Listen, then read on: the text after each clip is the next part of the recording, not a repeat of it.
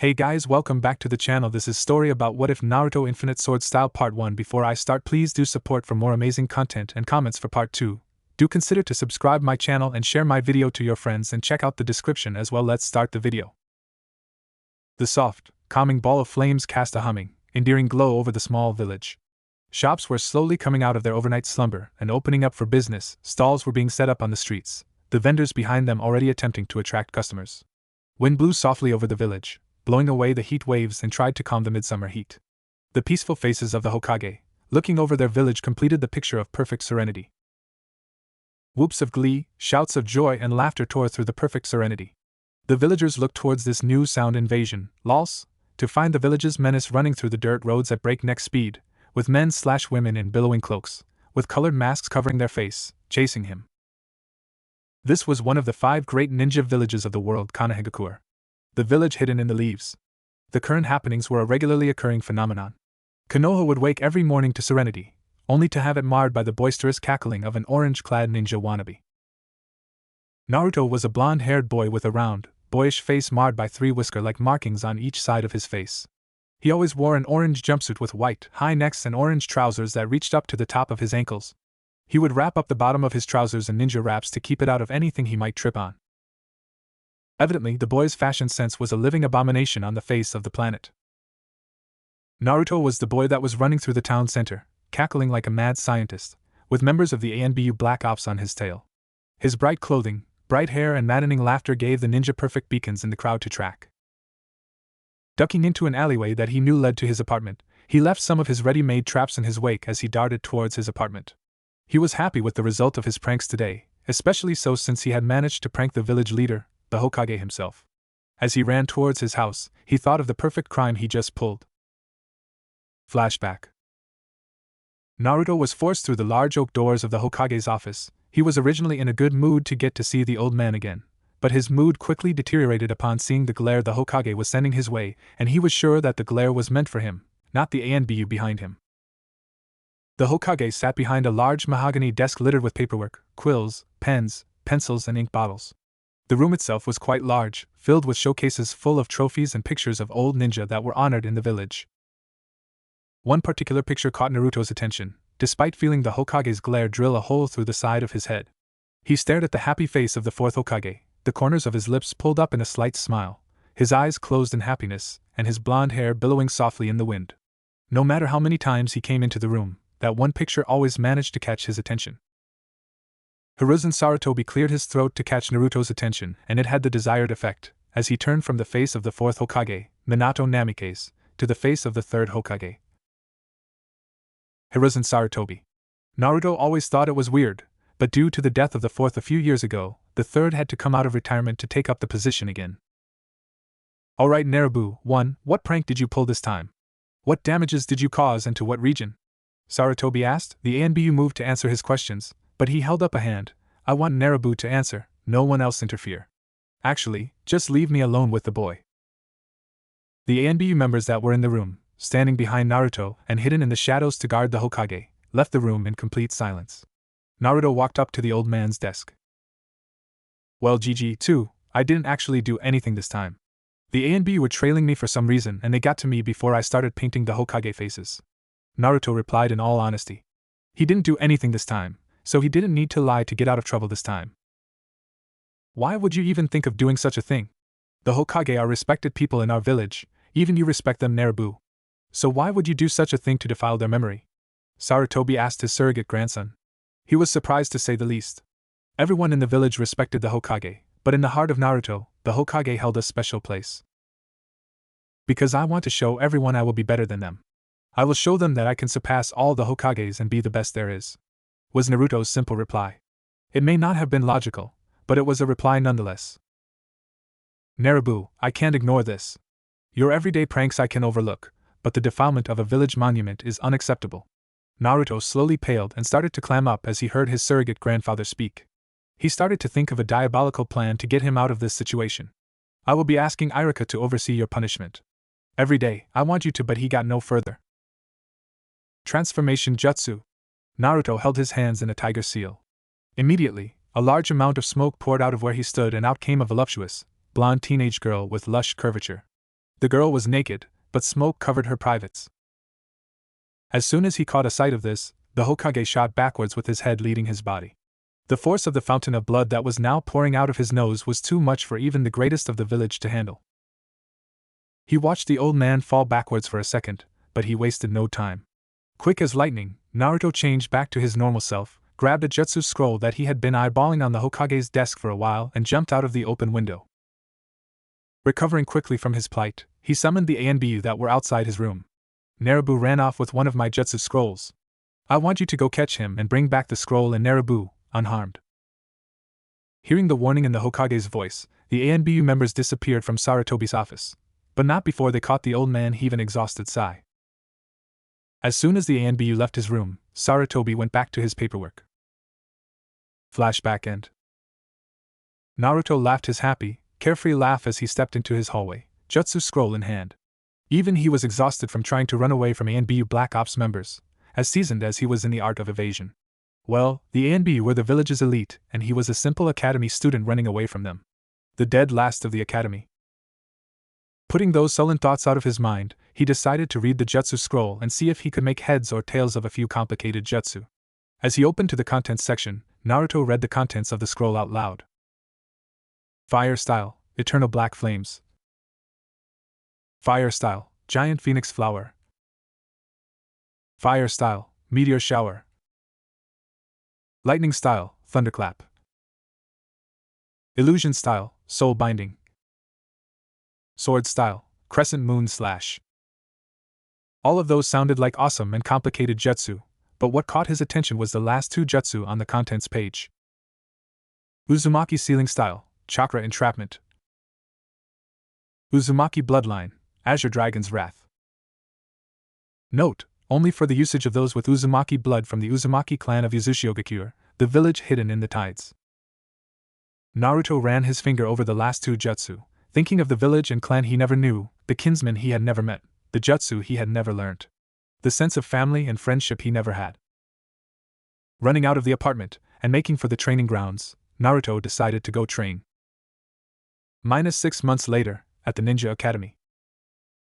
It was a pleasantly warm day today, warmer than normal for a winter day in Konoha.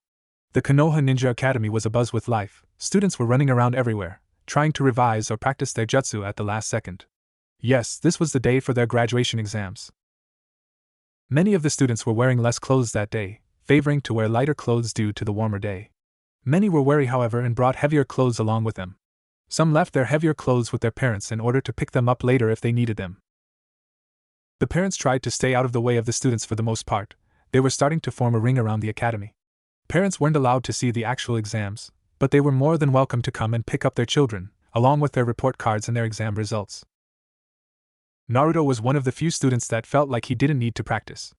The others that weren't practicing weren't doing so because they were confident they would pass. After all, the Konoha Academy exams weren't all that difficult, not compared to other villages. Naruto, however, was not practicing because he knew, no matter what he did, he would be failed without question. Of course, there was also no way he was going to be able to pull off half the weak jutsu they were expected to perform. Iruka Umino came out of the front entrance of the academy, wearing a normal Chunin uniform. A green, long-sleeved top, a green flak jacket along with green pants. He was wearing his Konoha forehead protector proudly and was one of the few people that understood where forehead protectors were meant to be worn. Konoha ninja had a habit of using their forehead protectors as other weird things. He had a brown clipboard in his hand.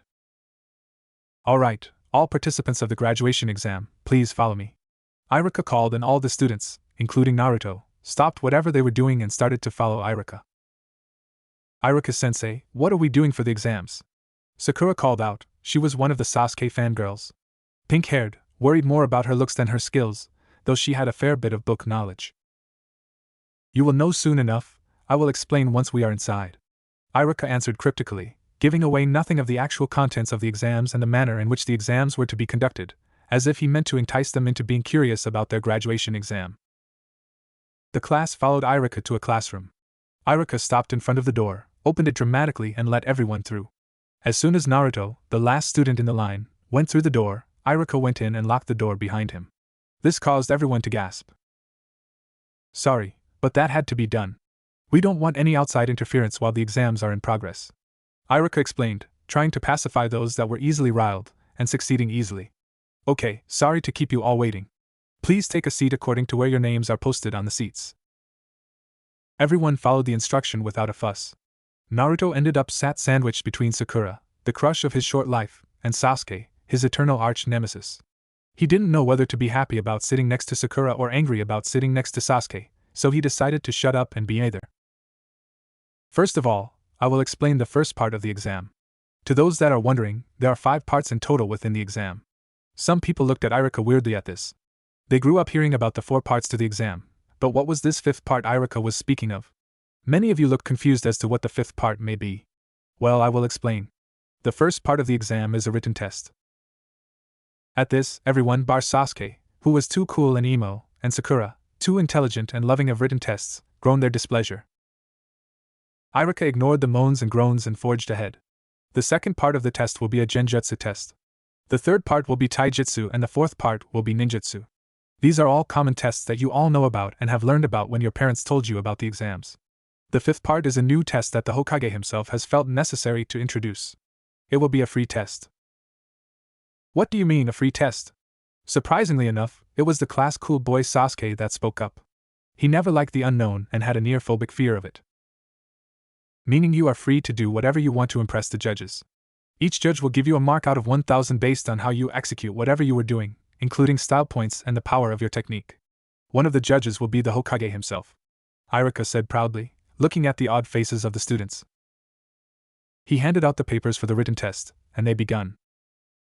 Everyone had finished the first 4 parts of their exams, and now they were waiting in line for the final part that would make or break their futures. Naruto knew he had done well in every part of the exam, other than maybe the written test and the final jutsu of the ninjutsu test, the clone jutsu, but other than that, he was sure he was going to pass. This free test, this was his chance to shine. Each student was called out in alphabetical order, according to their last names. Many did their clan's signature jutsu and executed them well. Many showed off their traps and survival skills. However, nobody got a score in the 900s out of a single judge, and more people got a score in the 700s than not. Some even got a score in the 600s.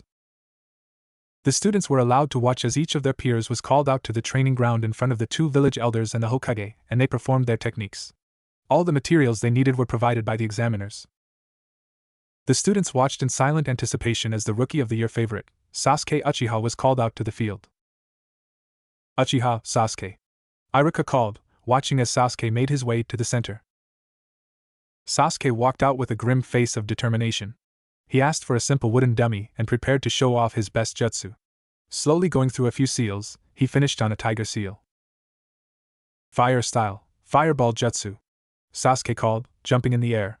Taking a deep breath, he blew out a medium-sized ball of fire, aiming at the training tummy. As the fire engulfed the dummy, slowly died out, there was nothing left of the dummy but a stump that was burnt to a crisp. 892, 899, 912. Sasuke walked out of the clearing with an arrogant smirk on his face, having gotten the highest score of the day, as the Chunin cleared up the field behind him. Uzumaki, Naruto, Iruka called. The students almost broke out in mirthful laughter as Naruto walked with a passive face. He saw the display Sasuke had put on show, he saw how high the bar was, but he knew he could do better. He had jutsu that were far more powerful than a simple ball of fire. Well, Naruto, what do you need for your technique?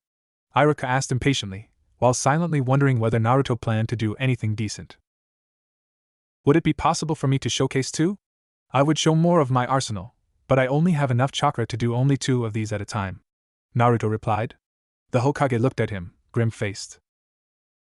Naruto, if you can't do more than 2 of them, then I suggest you only do 1 of them. There is no need for you to go to the hospital with chakra exhaustion at your age and for something so simple as the graduation exam, the Hokage warned. Naruto nodded his understanding. I will take a katana and a 7-foot-tall cylindrical piece of metal with a diameter of a meter. Many eyed him suspiciously.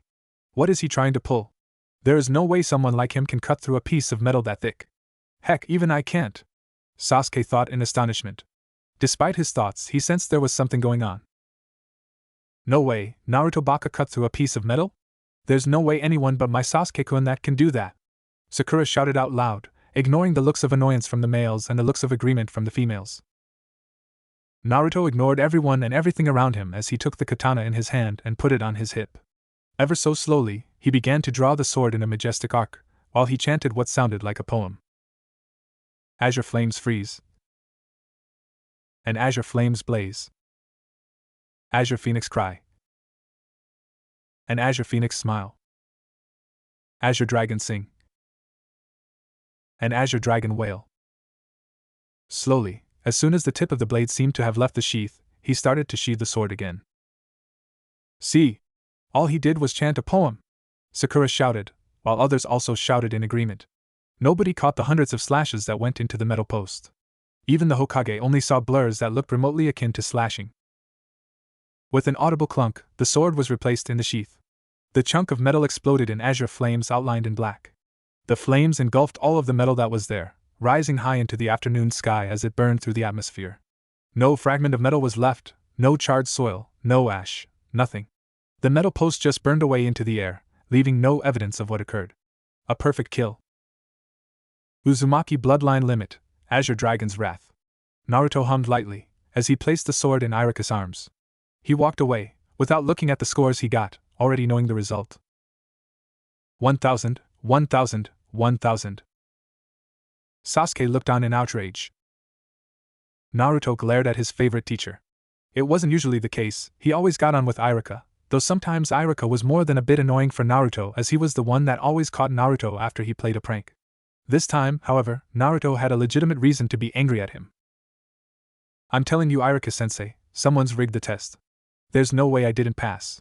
I did half decent on the written test, I did okay on the genjutsu, I did better than most on taijutsu, and I would say my ninjutsu was a borderline pass. As far as the free test goes, I had, by far, the highest score in the entire academy. So tell me, Irika-sensei, how the hell did I not pass the graduation exam?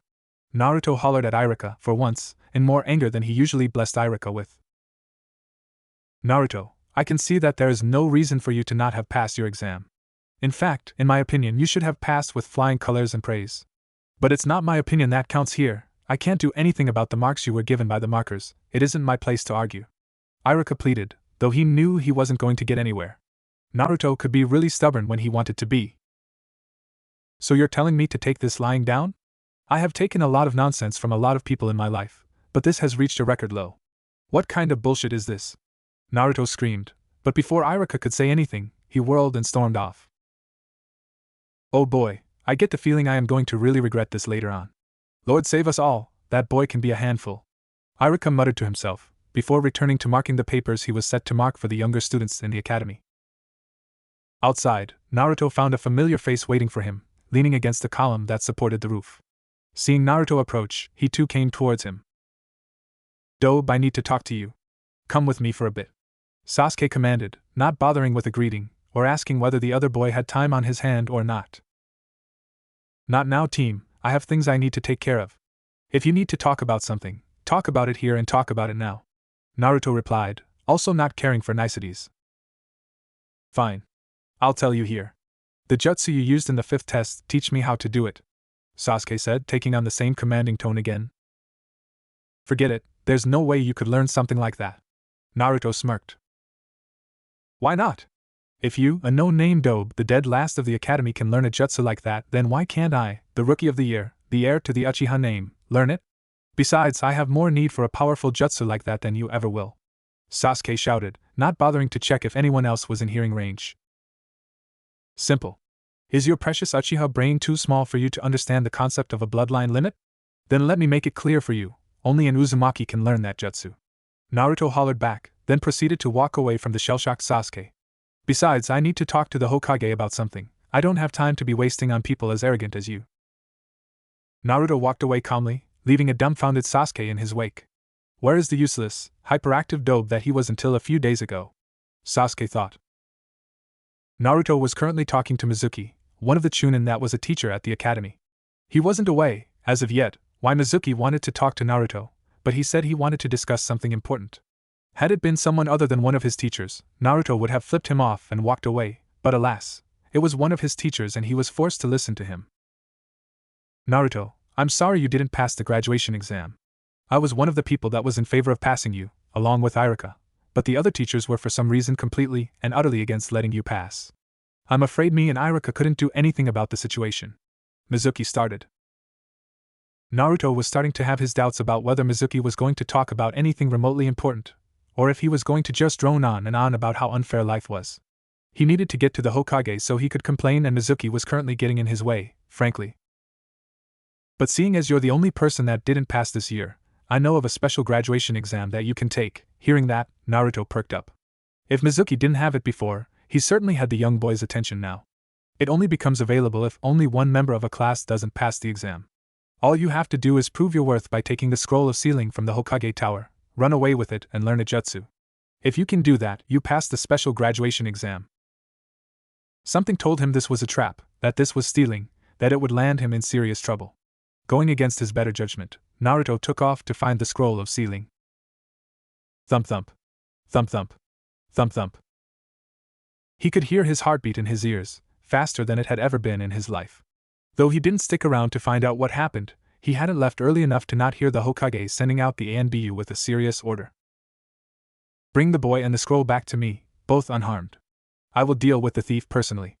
Those were the direct orders of the Hokage to the ANBU. Naruto's blood had ran cold as he heard the tone of the old man's voice. He knew he had done something wrong, so terribly wrong, but he couldn't go back now. His instincts told him from the very beginning this was a trap, and once again, his instincts were correct.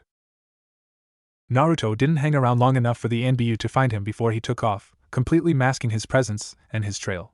He wouldn't be caught, not by the ANBU, not by Irika, not by anyone, no matter what happened. He would stay hidden and complete this special graduation test. He sped through the forest, jumping from tree branch to tree branch, as the sound of pursuing ninjas slowly became more and more distant. He was losing them. He was using his only talent, evasion.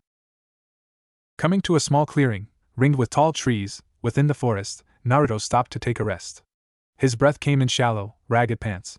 He ran as fast as his feet would carry him through the forest to get there, but he could move no more. Deciding to learn the jutsu now, rather than leaving it until later to do it, Naruto slowly unraveled the massive scroll. The scroll opened with a slight glow but no resistance. As Naruto sifted through jutsu after jutsu as they got harder to execute and more taxing to maintain, poring over complicated diagrams and puzzling explanations, his eyes ran over something that shook him to the soul. There, on the scroll of sealing, was a handwritten excerpt next to a sealing array that made his eyes water and his blood boil like molten fire. Dear Naruto, if you are reading this small piece of writing I had time to leave and you are seeing the sealing array that has been placed on this scroll, then I assume you have succeeded me as the 5th Hokage. First of all, I wanted to apologize for leaving you with something as heinous as the Kyuubi, knowing that the villagers would resent you for it. I am sorry for leaving you with such a difficult life, for cursing you to a hell on earth, but it had to be done. I had to do something to protect the village, and the only thing I could do was seal the Kyuubi away in a child, so the chakra network wouldn't be as developed as an adult's, so that the Kyuubi could be properly sealed. As you know, I had to give my life to make the seal, so I didn't have the liberty to experiment on as many babies as I wanted to. I had to get it right the first time, so the only baby I trusted to contain the Kyuubi was my own. I'm sorry I had to do something so criminal, but it had to be done. Your chakra network was already developed for a baby who was just born, so I had to place a seal on you to make sure your chakra was accepting enough for the Kyuubi to be contained. This seal, however, had the adverse effect of sealing your potential away, as well as a bloodline that you had seen to inherit. When you read this, Naruto, I want you to place your hand on the sealing array and pump a little of your chakra through your arm. No matter how old you are, I'm sure your chakra has already accepted the presence of the Kyuubi and you are ready to receive your true powers. Upon activation, the seal will also give you Rijujinjaka, your grandfather's precious Nodachi. It's a Uzumaki clan heirloom, wield it with honor.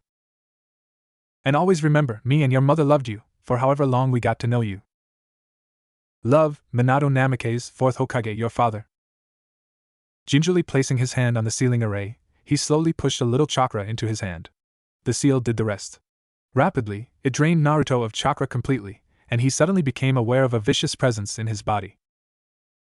Before he could think any further of this presence, the chakra was slammed back into his system, but the chakra was strengthened tenfold, causing his chakra network to expand. He could feel the fire in his veins, the raw power that was coursing around him. He could feel his mind expanding, his senses improving and sharpening. Not long afterwards, he collapsed from the stress and pain of having so much chakra pumped through his system. Naruto awoke to the sound of shuffling feet. As soon as he remembered where he was, he sat bolt upright, not wanting to get sneaked up on by someone. His eyes flew open as realization hit him. Looking around, he saw Irika coming towards him. "Stay back, don't come closer," Naruto moaned in a hoarse tone. His throat felt like someone had used sandpaper to rub it clean. Not wanting to get caught, Naruto tried to stand up. "Easy there, I'm not going to hurt you. I'm here to pick you up, the Hokage wants to see you." Irika tried to soothe him, rather than alienate him even further, but didn't stop his forward advance. "He's lying to you," Naruto called out a sickly sweet voice. Naruto now stood upright, turned to see who the voice belonged to. Mizuki was standing on a branch on one of the trees that formed a ring around the clearing. "He only wants to get the scroll of sealing from you and use it for his own gain." Somehow, Naruto felt sharper, smarter, faster and stronger, though his body ached and complained, almost refusing to listen to him. Things looked clearer to his eyes. He could see chakra coming off of the bodies of the two ninja close to him. He could hear both of their calm breathing. His brain worked faster than ever. "No, you tricked me. You only wanted to get the scroll. You are the one that wants to use it for his own good," Naruto muttered in a deathly calm tone.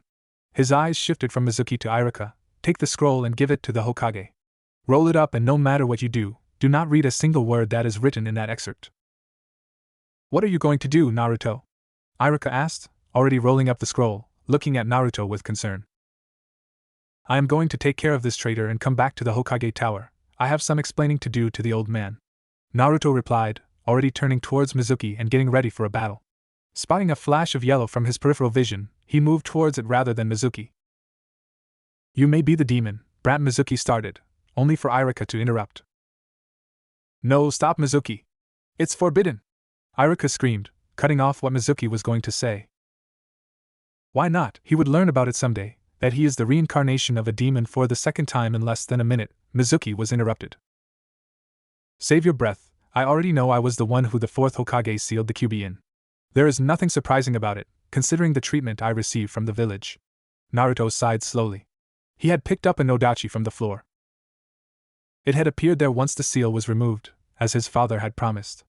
A black lacquered nodachi patterned with azure flames. The hilt was a simple white, the pommel a stark silver. The sword was simple, but even an amateur could see the craftsmanship behind in the sword. It exuded power and menace. Irika gasped upon hearing Naruto say this, while Mizuki only sighed. Irika opened his mouth, then closed it, only to open it again. "Forget it, Irika-sensei, just go, I don't mind one bit. I'm going to quickly finish off this moron and come to catch up with you." Naruto was getting tired of waiting. "Well then, demon, how do you plan to beat me, a Chunin, in that crumpled, humanoid form of yours?" Mizuki screamed, convinced that Naruto was the Kyuubi and not Naruto himself, and pulled out a Fuma Shuriken. "Simple. One move, that's all I need," Naruto said, implying just how much stronger he was than a normal Chunin. Azure flames freeze. And azure flames blaze. Azure Phoenix cry. And Azure Phoenix smile. Azure Dragon sing. And Azure Dragon wail. Suddenly, Naruto wasn't in front of him anymore. One moment, he was there holding onto the nodachi, while the next, he was gone. Vanished into thin air. Something was burning, he could smell it. It was something alive, fleshy. It smelled like burning meat. With horror, he realized what was happening. He screamed as pain overtook his mind and his body started to burn away. Standing on a branch a few trees behind where Mizuki was previously standing, Naruto muttered, "Uzumaki bloodline limit, Azure Dragon's wrath." Naruto was happy with this new katana, it seemed to be attuned to the azure flames. He wasn't, however, happy with the way his body had reacted when he had used chakra. His chakra network burned, as if it was still recovering from the strain of the seal that had just been recently removed. "I really like this jutsu. Burning away the target until even the atoms don't remain. The heat that it gives off is ridiculous, but so is the amount of chakra that it consumes. Whoever invented this jutsu is a genius, combining space-time ninjutsu with fire and wind manipulation and then outputting it through the sword. Took me 5 months of constant chakra exhaustion to even get this jutsu to a point where it can be used. I still need to master it though." Naruto's thoughts ran rampant as he sped through the forest to catch up to Irika.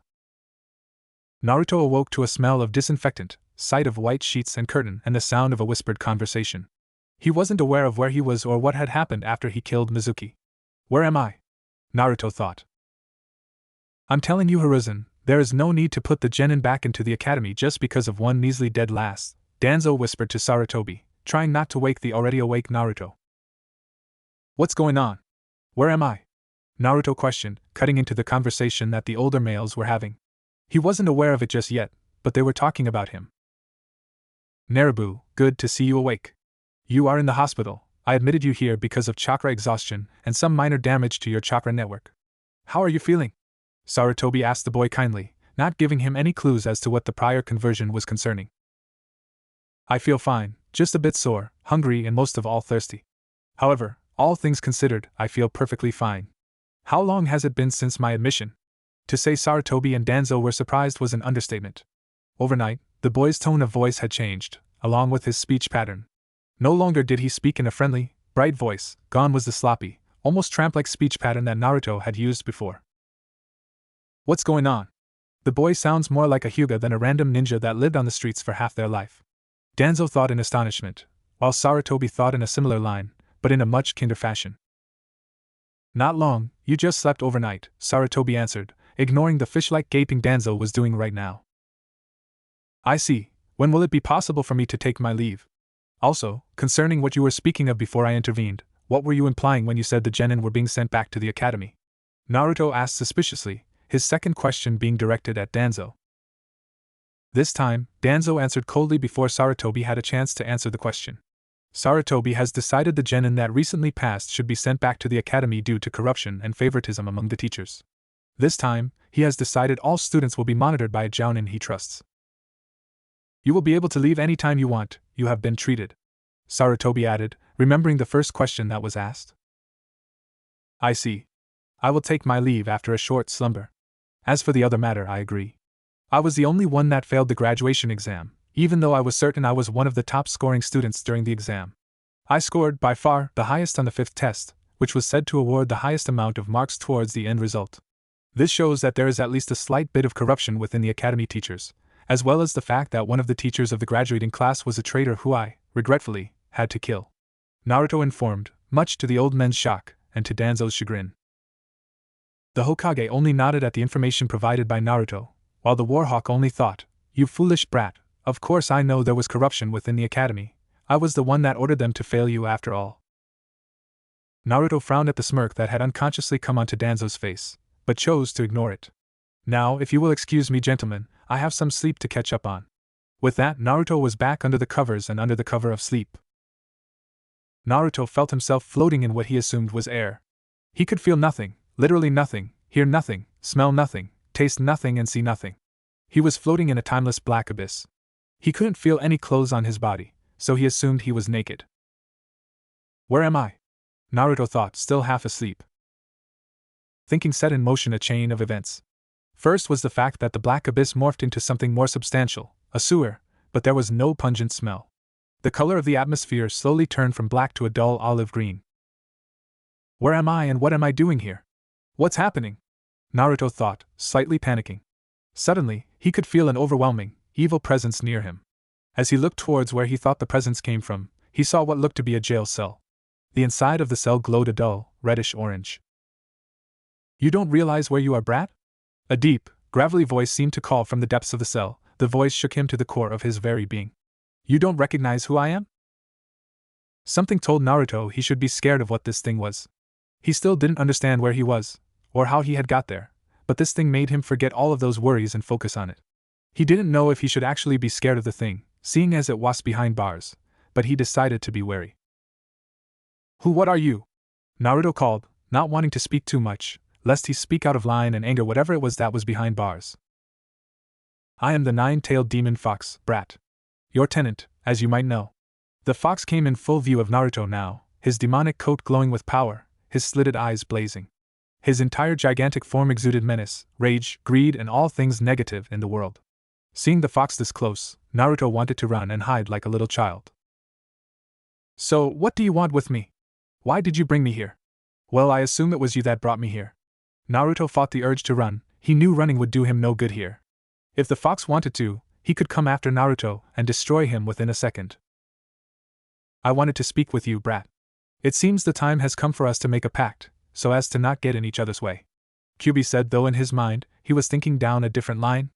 Of course I want to make a pact with you. The eyes you unlocked with your potential because of the seal puts my life in jeopardy. I might not want to admit it, but I can't do anything against those eyes of his. Sure, Naruto forgot the previous fear he had for the Kyuubi. He surprised the proud fox by smiling and walking right up to the giant rods that were keeping the Kyuubi captive. So, what would making the pact with you entail? I assume you want to offer something, but you want something in return? Look, brat, I have been stuck inside you for the past 10 years. I might not want to admit it, but even I can see that I am not getting out of you anytime soon. At this, the fox grimaced, making his intimidating features look truly frightening, so I want to offer you my full cooperation. I will allow you to use my chakra at will, but in return, I want your word that you won't enslave me with your eyes. Naruto didn't seem to be listening, though he was, and was climbing up the gate that kept the cell closed. Upon reaching the center, he once again surprised the Kyuubi, but this time, by ripping off the seal that kept him captive. Brat, do you realize what you have done? You have set me, the nine-tailed fox, the Kyuubi, the greatest demon on this planet, free. You have set me free. The Kyuubi's voice rumbled like thunder, the pressure from his presence multiplied tenfold. A nurse had come into Naruto's hospital room to change the sheet, assuming that Naruto had already vacated the room. So imagine her surprise when she saw a boxer-clad Naruto laying in the bed, looking peaceful. At first, before seeing Naruto, she was humming happily to herself. She enjoyed her job, helping out at the hospital, helping the injured, the sick, the elderly. Even she, however, had to admit that doing the same chores day in and day out had gotten more and more tedious, boring even. They felt like chores. Her breath hitched in her throat when she saw Naruto laying there. She walked slowly towards him and tucked the sheets under one of her armpits to allow the other hand to be free. She intended to wake Naruto so she could change the sheets. She dropped the sheets and let out a blood-curdling scream as an orange, rage-filled aura consumed the room. A doctor came running, wanting to see what had happened for a nurse to have screamed like that. Seeing the state of the room, he did the most rational thing he could think of. Inform the ANBU and the Hokage, the demon is running rampant, he called. I know what I did. Kyuubi. Naruto was cut off by the Kyuubi. Call me Kurama, brat. That's my real name. Right. I know what I did, Kurama, but the fact that I released the seal father had put on you doesn't mean that I am allowing you to do as you please. Naruto explained, not missing a beat even as he referred to the fourth Hokage as his father. So you found out about the fourth being your father. I won't lie to you, brat, even I held that man in great respect. At this, Kurama's eyes glazed over, as if reminiscing about the past. But what do you mean, you won't allow me to run rampant?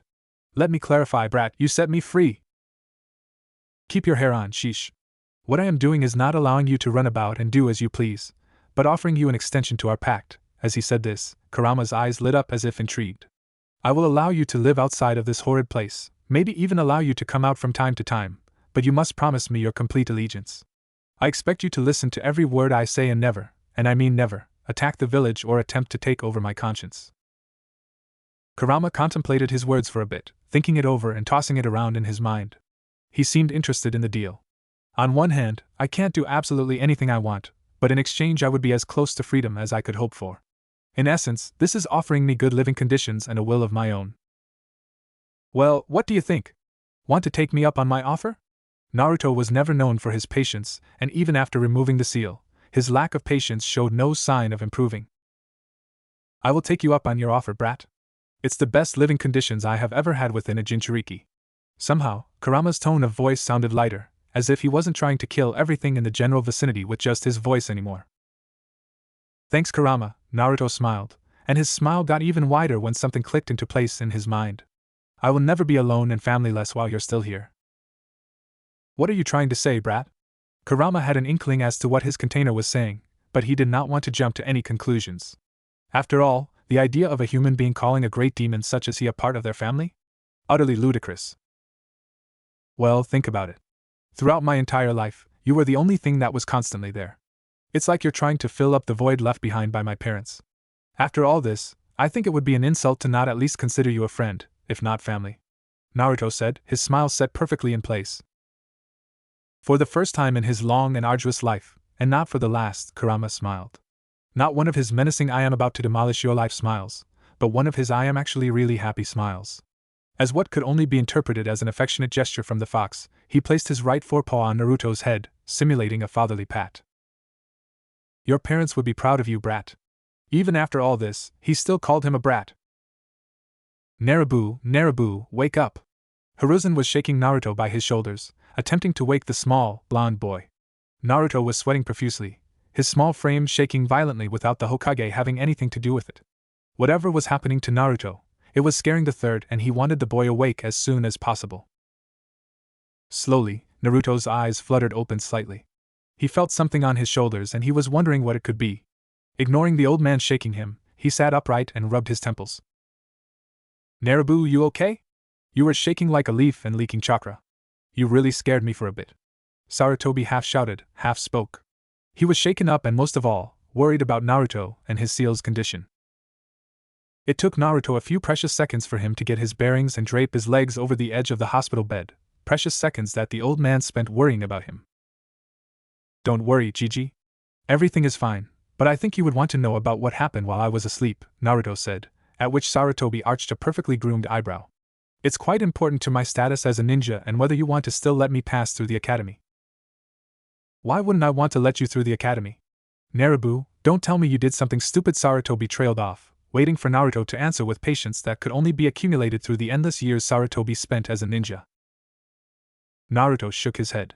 I can't tell you here, not while anyone could walk in on us. As if to prove his point, a nurse walked into the room with new sheets. Not the same nurse as before, that one was still recovering from what she saw earlier. Does this have something to do with Naruto leaking the Kyuubi's chakra earlier? Fine, meet me in my office in an hour or so, but first go to your apartment and get cleaned up. With that he vanished in a swirl of leaves. I believe all my belongings have been taken care of? At this, the nurse only nodded a silent head. Good, then I believe the time for me to take my leave is long overdue. He too vanished in a swirl of leaves. Naruto walked into his apartment to find the messy flat completely clean and void of any mess. Strange, my house is always messy, regardless of how careful I am, Naruto thought in confusion. He had more than a reason to be confused. His apartment never stayed clean for more than an hour, even after he cleaned. Naruto was immediately on high alert. Years of beatings, torture, evasion, and stalking the streets at night for supplies had driven home one thing into his young mind. Caution. 1. Even when entering the apartment, he had made no noise. His presence gave nothing away, not a sound, not a smell. He had learnt long ago how to mask that using chakra. Several run-ins with the Inuzuka clan had taught him the importance of masking the latter. Taking no risks, Naruto prepared 2 chakra entrapment seals, one in each hand, and started walking towards the living room. This time too, he walked through the door without a single squeak, without a single noise. At this point in time, even though he was young of age and shallow of heart, he was a master of stealth. No matter what the villagers said or did to the young boy, no one could deny it. Right now, Naruto was using every single ounce of those skills in stealth to keep himself hidden, lest he run into something unpleasant.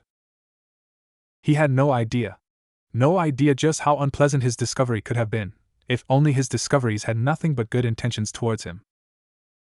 There, sitting on his old and ragged couch were 2 men, well that's what Naruto assumed they were. One was taller than the other by quite a fair margin, and they both slumped backward as if asleep. They were wearing long black cloaks adorned with red clouds, simple hats made of straw covered their heads. Naruto had heard about this legendary criminals, he had seen them in the bingo books that he stole from the trash cans. Akatsuki? Naruto's mind froze, literally froze. No thought went through him for a while, he just silently stood there with the seals still active on his hands. He couldn't comprehend what someone along the lines of members of Akatsuki would be doing here. Almost as soon as his mind froze, however, his mind started going into overdrive. All his senses suddenly sharpened, his eyes started consuming chakra, but in turn, his vision got a lot better. He seemed to be able to see the chakra in the 2 relaxed figures on his couch, and he was scared. Their chakra signatures were massive. What the hell are they doing here? Well, I can't do much other than seal away their chakra and hope for the best. There is little hope for me to fight and win against such opponents. Naruto thought, keeping his calm despite being scared out of his mind. Slowly and silently creeping towards the 2 limp forms on his couch, he did what he could to keep himself safe at that moment in time. Pumping all the chakra he could into the seals, so they would hold fast for a long time and resist a high chakra output, he tapped both the men on their heads and pulled out his nodachi from its sheath. Wake up! Holding the nodachi over both of their torso, he shook them awake one by one. Who are you and what business do you have at my residence? Itachi turned around, paying no heed to the blade which pointed somewhere between his upper chest and the lower part of his throat. Coal black met sapphire blue as Itachi tried to put Naruto in a genjutsu with his Mangekyo Sharingan. A shocked expression flitted momentarily across his face, before his face returned to the old stoic mask. Kisame was watching the exchange with a bored look, still trying to figure out just why he couldn't channel any chakra through his body. Uzumaki-san, please lower your blade and sit with us. We have much to discuss. Itachi's voice was a lot lower than he thought it would be, seeing as the man had less than masculine features, by his opinion. He was expecting something higher and more feminine. Walking around the couch, and sheathing his nodachi, he decided to sit on the ragged armchair across from the criminals, all the while keeping a careful eye on both of them. Itachi-san, can I kill him? Kisame asked, much to Naruto's fear and Itachi's ire. No, Kisame, I will not allow you to kill the boy. This relieved Naruto somewhat, until Itachi turned to him. Tell me, Uzumaki-san, why are we not capable of using chakra at this moment? I placed a seal on both of your heads. There is no point in struggling, though there are very limited places where I can place that seal. I happen to have had access to the one that is usually the most effective, Naruto replied. He was going to ask more of the pair, but he was under the impression that talking out of line would get him nowhere good. It never did. Please don't be afraid. We are only here to talk to you. You will find that our proposition would be highly beneficial to you, especially seeing the Jujutsu you seem to be in possession of. At this, Naruto's face turned confused. Judging by your expression, I take it you are unaware of your bloodline? Oh, so that's what the scroll meant. Naruto breathed, not daring to speak too loud. As time wore on, he was becoming more and more scared. He wasn't used to being in the presence of such dangerous people that may or may not be hostile. Please relax, we bear no ill intentions towards you. The corners of Itachi's lips pulled up a bit, which Naruto took to be his attempt at a comforting smile. Seeing as you have such a powerful bloodline, I would like the opportunity to train you. Now, Naruto was no fool. Had he really been the idiot that he was pretending to be in front of the village, he would have jumped at the possibility of being trained by someone remotely as strong as Itachi. However, idiotic he was not. Why are you doing this? When Itachi opened his mouth to answer, Naruto held up his hand and continued, Don't tell me it is due to the bloodline. I am no fool, Itachi Uchiha, and only a fool would take help from a shinobi as powerful as you, knowing that you might have hostile intentions. I assure you, I have no hostile intentions towards you. When Naruto didn't respond and only looked at Kisame, Itachi tried to defend his partner. Either does Kisame, as I'm sure. His earlier comment was only him being normal. He rather enjoys bloodshed. Naruto cringed for a mere moment. It still doesn't explain why you want to train me. If you really did want to train me just because I possess this bloodline, then pray tell, what are you doing in my house? What do you mean? Itachi could see him getting suspicious. It's true I hold no ill intentions, but even still, this boy is sharp for a child that is still in the academy. Please, like I said, I'm no fool. Judging by your reaction after seeing my eyes, I can only think that you only found out about my bloodline after meeting me in person, which still leaves the question, why are you in the premises of my residence? Where did the boy learn to talk like that, and why was his mind so sharp? Besides, I can tell by your attire that you are members of Akatsuki. If I know one thing about Akatsuki, it's that they are not friendly. Especially the two of you, Itachi Uchiha and Kisame Hashigaki. Itachi's eyes widened. He was expecting the boy to know his name, seeing as they were from the same village, but for him to know Kisame's full name? Where was this boy getting his information from? I was expecting you to know my name, since we are originally from the same village, but how do you know about Kisame? Naruto only rolled his eyes. Criminal or not, it was really comfortable talking to them. Talking to Itachi was like talking to the older brother that he never had. Itachi Uchiha, currently aged 15, graduated from the academy at the age of 7, became a chunin at the age of 10, and by the time you were 13, you were an ANBU captain. The third known person to have awakened the Mangekyo Sharingan, but due its use, you are now nigh blind. You killed your entire clan a few years back, with the exception of your younger brother Sasuke, and ran away from the village and became a missing nin. All through this, Itachi's eyes became wider and wider. While you told your brother to hate you after torturing him through the use of Tsukuyumi, and left him for dead, you really loved your brother from the bottom of your heart, and still do, I assume. Though you told him that you killed your clan in order to test the extent of your abilities, you really did it to stop the coup that your father and the senior clan members were planning. Itachi-san, is this Kisame started, only to be interrupted by a thoroughly irritated Itachi. Be quiet for a second, Kisame. Slowly, Itachi turned to Naruto. How do you know all of this, and who gave you this information? Naruto decided to ignore the outburst from the otherwise calm man, and continue with his barrage of information. Though the Hokage was unaware, you were under the orders of Danzo Shimura. You were given a choice between dying with your clan, while the village took damages in order to completely annihilate the Uchiha clan, or you simply killed the Uchiha yourself and saved your little brother, who was innocent, but becoming a missing nin in the process. You, being the traumatized pacifist you were, obviously chose the second option for the betterment of the village. He looked into Itachi's eyes, daring him to contradict. While this was happening, you met up with Madara Uchiha, who would have attacked the village, but you pacified him through offering to eliminate the Uchiha clan for his revenge. Did I get any of that wrong? Itachi only gaped for a few minutes. As calm and collected as he usually was, he had no idea how to react to this insolent child that seemed to be able to pick apart his greatest secrets with the greatest of ease. Finally, finding his voice, he muttered, "How do you know all of this?" Simple. Being hated and tortured by the village as I grew up, I was forced to become far more mature than my age allowed. Since I was always hunted by the village, sometimes even by high-ranking tracking ninja, I had to quickly learn to become stealthy, Naruto replied. That still doesn't explain how you know all of this about me. Itachi was showing minor signs of shock. He was honestly baffled by this kid. I also stalked the streets at the time.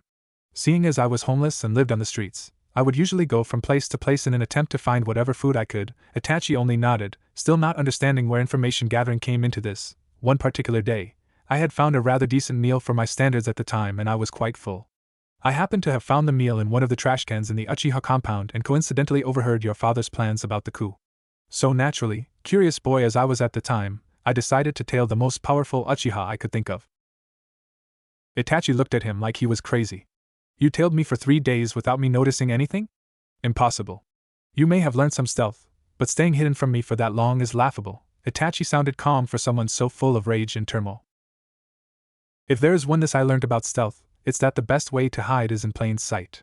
I transformed myself into a fly and hid in your hair for 3 whole days. Kisame looked skeptical while Itachi's face finally morphed into one of understanding.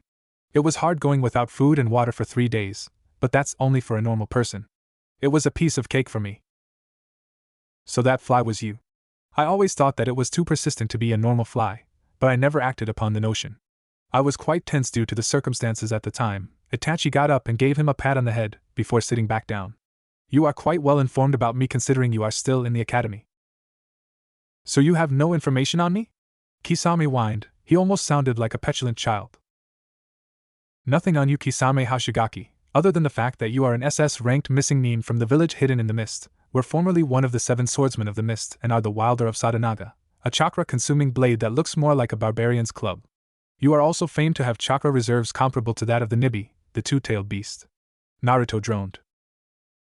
Wow, for someone that says you don't have any information on me, you sure know a lot, Kisame muttered, disappointed that he wasn't as unknown to the blonde library as he once thought. Tell me, kid, where did you get the dirt on me?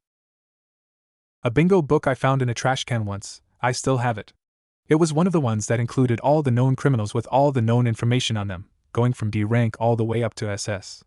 I can only think it was for someone from ANBU Black Ops or an elite Jonin. Explains things. Itachi rejoined the conversation. So, are you ready to accept my reasoning? Right now? No.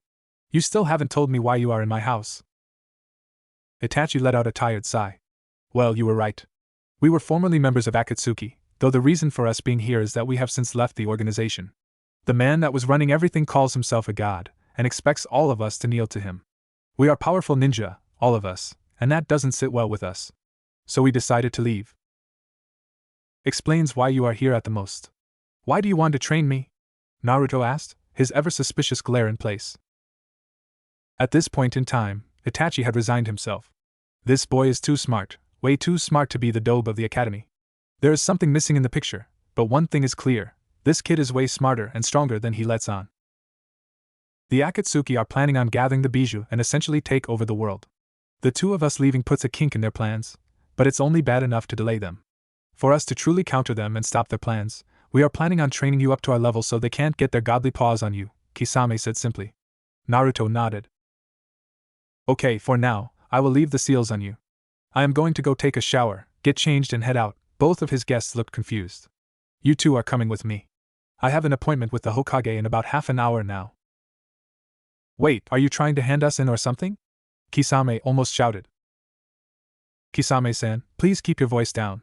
I plan on doing no such things. The Hokage is an understanding man, and I don't plan on harboring SS-ranked criminals in my house without his knowledge or approval. He paused for a second, though. If what you say is correct, there is no reason as to why you should be taken in. From what I know about the Hokage, he should have no problems with you living with me, and as far as I am aware, he should be willing to take Kisame-san into our shinobi system and reinstate Itachi-san in his former position. We shall see, but keep in mind we don't plan on getting discovered. Itachi tried to play the peacemaker, as always. Sure. With that, Naruto was off to take his shower. Remind me why we are like this, Kisame said, trying his best to keep his voice even and his sword from mauling the brat in front of him. He was correctly disguised as a 14-year-old boy with long, red hair and bright, silver eyes. He was wearing the traditional kill me now orange that was usually worn by the Uzumaki boy. His clothing, however, consisted of more plain tracksuit bottoms and a shirt, rather than a jumpsuit. At least that was a relief. Itachi was faring better off than his partner, but not by much. He was disguised as a 13-year-old girl, short, brown hair and soft hazel eyes. What annoyed him most was the bright bubblegum pink jacket he was wearing, and the yellow skirt that was brighter still. One of these days, he was going to turn the blonde into a stain in the sidewalk. Because you didn't want to get noticed, so I decided to disguise you in the attire that I thought most appropriate. He slowly headed out the front door. You guys coming? Needless to say, both of the SS rank missing nin were fuming at the 10-year-old academy student. Jumping from rooftop to rooftop with some limited use of chakra on Naruto's part, and just pure muscle strength from Kisame and Itachi's. Though their appearances were severely altered, their muscle mass and strength were retained, much to their joy and Naruto's chagrin. He wanted to see them both fall down and destroy a couple buildings. They were making good time on their way towards the Hokage Tower. Despite having no access to their chakra, the SS rank missing nin were fast, and were seeming held behind by Naruto, who was sprinting over the buildings to the best of his current abilities. He didn't go about using Kyuubi chakra everywhere. Kisame-san, are you still annoyed about these transformations? Naruto asked the redhead on his right, to which the redhead only scowled up at him without giving an actual verbal response. I'll take that as a yes. So, what do we do once we get to the Hokage? I assume you have a plan? Itachi, the brown-haired girl on his left, asked. He was anxious, to say the least, to meet the Hokage again. He hadn't exactly left on friendly terms with the old man. I have a meeting with the old man. Once I get through with that, I plan on springing that fact about you too. Naruto seemed to think for a bit, but I don't know if you will be allowed to stay for the meeting though. It might include some sensitive information. That's fine. We respect the village's need for secrecy. We will sit it out if we need to, Itachi replied. Out of the pair of them, Itachi did most of the talking while Kisame did most of the slaughtering and threatening. They traveled in silence for a while. Naruto didn't have the liberty to choose where he lived, so his apartment was quite far away from the Hokage Tower. Even via rooftops, it took a while for them to make the journey. Naruto was the first to break the silence. Out of curiosity, why were you guys sleeping on my couch? Seeing as you have been fugitives for so long, wouldn't one expect you to be on high alert at all times? We traveled for a few days without rest. We were planning on just waiting up for you, but since you took so long, we ended up falling asleep. This time, it was Kisame that decided to answer. Surprisingly, his answer didn't involve murder. The fact that the couch was comfortable helps too. Naruto's only reaction to this was a prompt sweat drop that he soon wiped off. They had arrived at the cylindrical tower where the Hokage resided and worked from. It served as the main operational base where all the main offices in the village resided, including the Hokage's office and the mission center. Alright, let's go in through the window. I don't like doing in through the entire damn tower. The glares and the shouting matches are too troublesome and I don't feel like dealing with them, Naruto muttered to his companions. Walking up the side of the building with the use of chakra, Naruto didn't notice that the other two didn't follow him. Walking up to the Hokage's window, he perched on the windowsill and looked down, seeing the two's predicament. I guess you guys can wait out here. I'll talk for you guys, that might be better to calm the old man's nerves. The two simply nodded up at him. Going in through the window, he found the Hokage deep in conversation with what looked to be a jounin with a navy blue face mask that covered most of his face up to the bridge of his nose. His hitai was slightly crooked, covering his left eye. Kakashi, it's about time you returned to full duty. I needed some reinforcements to my ranks soon. Someone as skilled as you would be a great help. Just then Naruto decided it was the perfect time to drop in and interrupt the party. You wanted to see me, Gigi? Naruto asked, ignoring the Cyclopean ninja for now. Yes, Narabu, give me a moment. Sarutobi turned towards Kakashi. Go to the mission center, I have a mission ready for you. Kakashi silently nodded and Shunshin straight out of the chair. Naruto walked around the Hokage and sat on the chair that his senior previously occupied. The mood instantly turned somber as the gravity of the situation caught up with Naruto. Well, first of all, I got a report saying that you were leaking Kyuubi's chakra in the hospital. Tell me, Naruto, what was that about? The Hokage asked. Naruto sighed, and proceeded to relay the story of what happened with Kurama. Needless to say, Hiruzen Sarutobi was shocked beyond his ancient years. To think that the Kyuubi, the great demon lord, would take a liking to the boy and actually strike a bargain with him. It was a ridiculous idea. As Naruto relayed more and more of the story, the old man's reaction started to become more and more pronounced. Starting with wide eyes, he quickly moved on to sweating, then shaking and beyond. Though, to his credit, he managed to not wet or soil himself. So let me get this straight, Naruto. You basically released the seal that cost us the life of our greatest hero, the fourth Hokage. Your father. Oops, Sarutobi quickly went silent. He was scared of what Naruto's reaction may be to finding out that it was his father that condemned him to a life in hell. It's fine, Gigi. I already know about Minato Namikaze being my father, though I am still curious to this time about who my mother was. Father made some references to my mother, though he never mentioned her name outright. Right, you will have to tell me the story of how you found out about that at a later date. But anyhow, back to topic. You basically wasted his sacrifice and set the Kyuubi free and then struck a bargain with him that he may or may not respect? He sounded more incredulous than shocked. He learned from years of experience that Naruto wasn't the most predictable person in the world. Quite accurate. You shock me to no end. That isn't the end of it, I believe. Would you like me to introduce my guests in person, or would you rather have me talk on their behalf? The Hokage's eyes narrowed in suspicion. There was no way this child was going to surprise him any more than he had already done on this night. I think I would rather meet them. Very well. Naruto's voice was barely above a whisper, hardly audible to Sarutobi's old ears. Naruto stood up and walked around to the window. Not sparing the old man another glance, he jumped straight out of it. Itachi and Kisame looked up to see Naruto walking towards them. Wordlessly, he grabbed both of them around the back of the collar and walked back up to the Hokage's office. Neither of the missing nin voiced their opinions on Naruto's mode of transport, deciding to keep it to themselves. Well, Naruto, I see nothing that could shock me so far. Naruto decided to take his spot on the chair once again before responding, setting his guests on the chairs that were beside him. Oh, that's due to the fact that they are under the effect of my transformation jutsu. Looking towards his companions, he raised his hand in half a seal. Release. Both of their transformations went up in a poof of smoke. Once the smoke had cleared, both had returned to their original appearance, though Kisame was missing his dear great sword, Samahata. Noticing Itachi and remembering the identity of Kisame from a bingo book, Sarutobi only pointed and sputtered. Shock was written all over his face, his eyes wide and his mouth opening and closing in a good imitation of a fish. What are you doing here? Sarutobi roared, though he controlled his voice so that nobody outside his office would become suspicious. The last thing he needed was to have some civilian clerk coming into his office to see either of these two men. Naruto and Kisame looked towards Itachi, as if expecting him to answer. The usually calm man looked slightly flustered, though he still explained about their sudden appearance in his village. Basically, up until now, we were part of a secret organization called Akatsuki.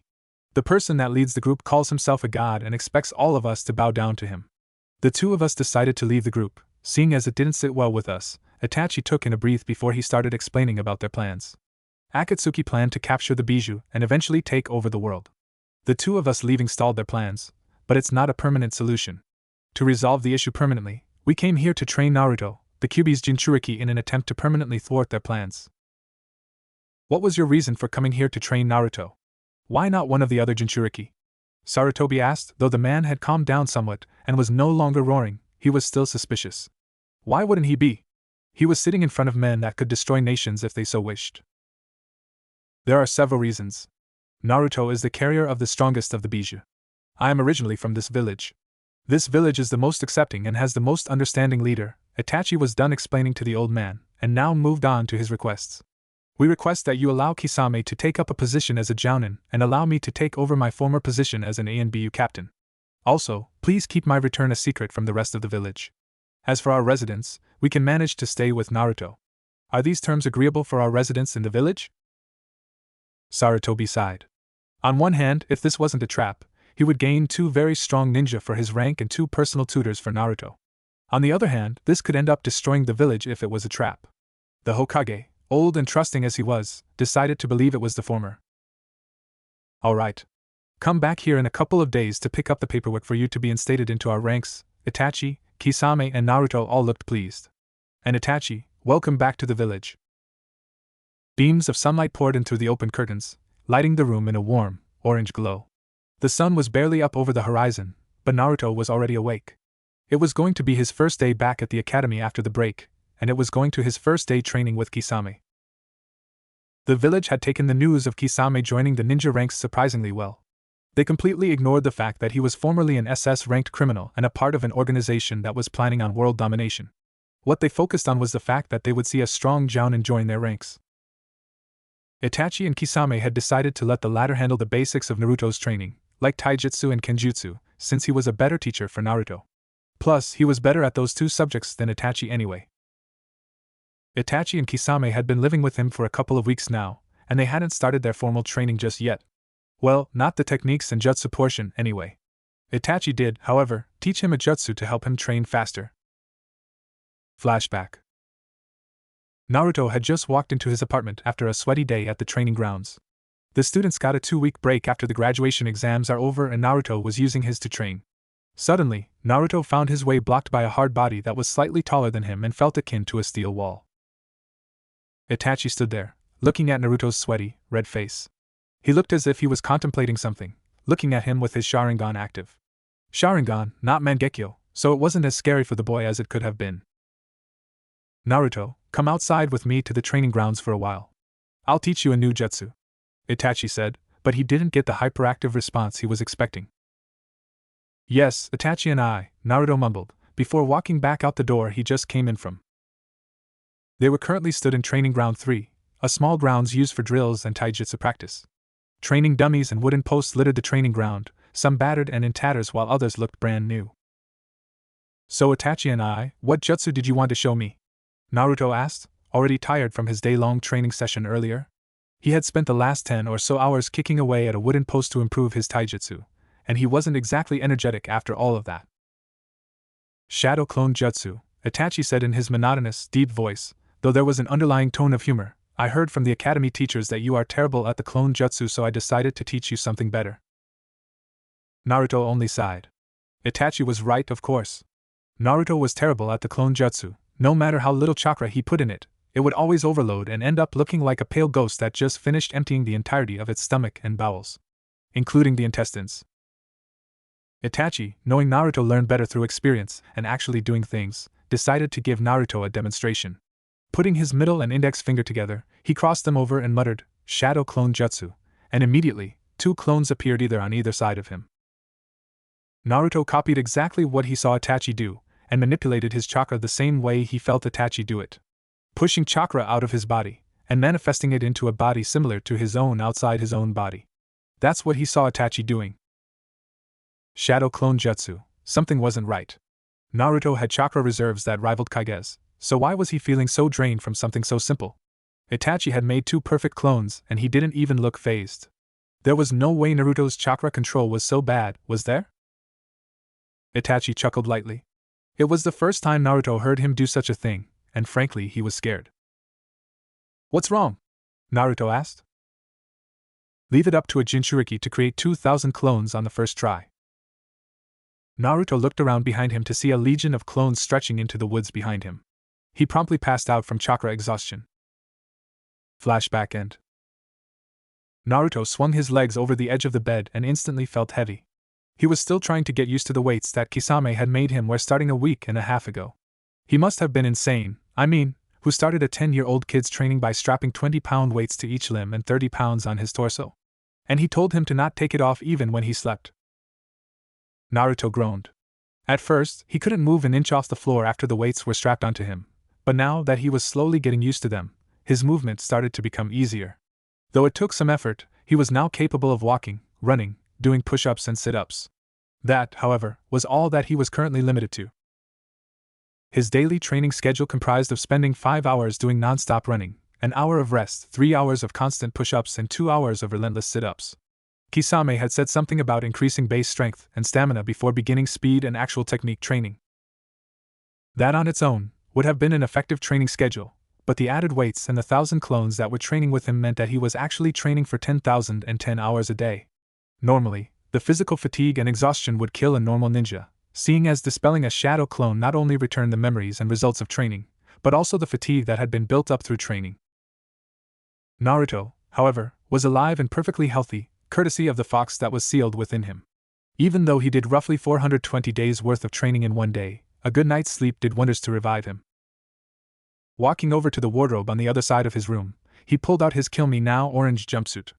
Naruto sighed. This was going to be a long day at the academy. Naruto was walking through the village's main street, his destination being the Ninja Academy. Well, stomp might be the more appropriate word. He couldn't exactly walk like a normal ninja while he was wearing all the weights he was wearing. Naruto hated walking down the main street. Everyone either stared at him in disdain, or just glared, some chucked small pieces of rotten fruits. While it was slowly became rarer as he became older, some people also thought it appropriate to beat him. The fact that he was wearing his usual Kill Me Now orange jumpsuit did not help. Being a ninja and all, he was meant to be stealthy and not stand out. His attire, however, did the exact opposite and make him stand out like a sore thumb from the crowd, whose attire usually consisted of duller colors like gray. Truthfully, Naruto hated his attire. He didn't like orange at all, but he still wore it in an attempt to keep up his cheerful persona. After he had released the seal on himself on that fateful night, he had found that several old traits had left him, being replaced by new ones. Gone was the old cheerful boy, replaced by a calm, calculating young man that was always alert. He still retained some of his old self though, the happy aura, the innocent smile. Just because he wasn't going around pranking the villagers every day didn't mean that he was a completely different person. He may have changed, but he was in no shape or form a brooder. He hated those kinds of people. My life sucks, so I'm going to take revenge. What kind of ideal was that for someone to live by? Naruto was calculating. He understood what revenge brought. People that sought revenge became powerful, but all they ever managed to bring to the world was hate and evil, breeding more and more thoughts of revenge until the world was consumed in an inferno of rage. He didn't want that kind of life, living only to kill someone or to overthrow a certain power. It made no sense to him. Sure, it will give you a purpose to live by for a short while, but what will you do after that goal was accomplished? What will you do after you have had your revenge? Regret. That's all that revenge will bring you, along with sadness and despair. These were the philosophical thoughts that ran through the young boy's mind when, absent-minded as he was at the time, he ran into a pink wall of soft flesh. He knocked the person over and ended up sprawled over the back of the said person, on the floor. Coming out of his reverie, Naruto realized the unfavorable situation he was in right now. He was spread-eagled over Sakura, the top kunoichi in his ninja class, on the floor on Main Street, with hundreds of people staring. Ino Yamanaka laughed hysterically as she looked over at his predicament, though she wasn't laughing at Naruto. She was laughing at Sakura Haruno, her somewhat of a love rival for the love of Sasuke Uchiha, the class prodigy and resident emo. Sadly, though, Sasuke paid absolutely no attention to the horde of fangirls he had accumulated over the years. See, Sakura. You should take Naruto and be happy with him. Sasuke is way out of your league. Ino was just trying to egg her on. It was a normal thing for the girls to argue over Sasuke, though either had a hope of wooing his heart. Naruto got off the girl hastily, muttering an apology he knew would be ignored. Rather than try to explain, he just braced for the pain he knew was going to come.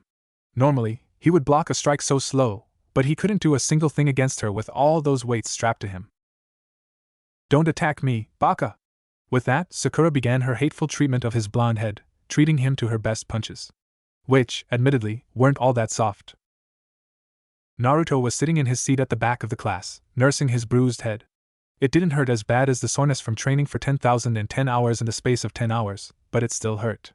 Sakura had given him a pretty good beating this time around, for no reason whatsoever. Again. People would often beat him in his younger days, though as he grew older the civilians stayed further and further away from him.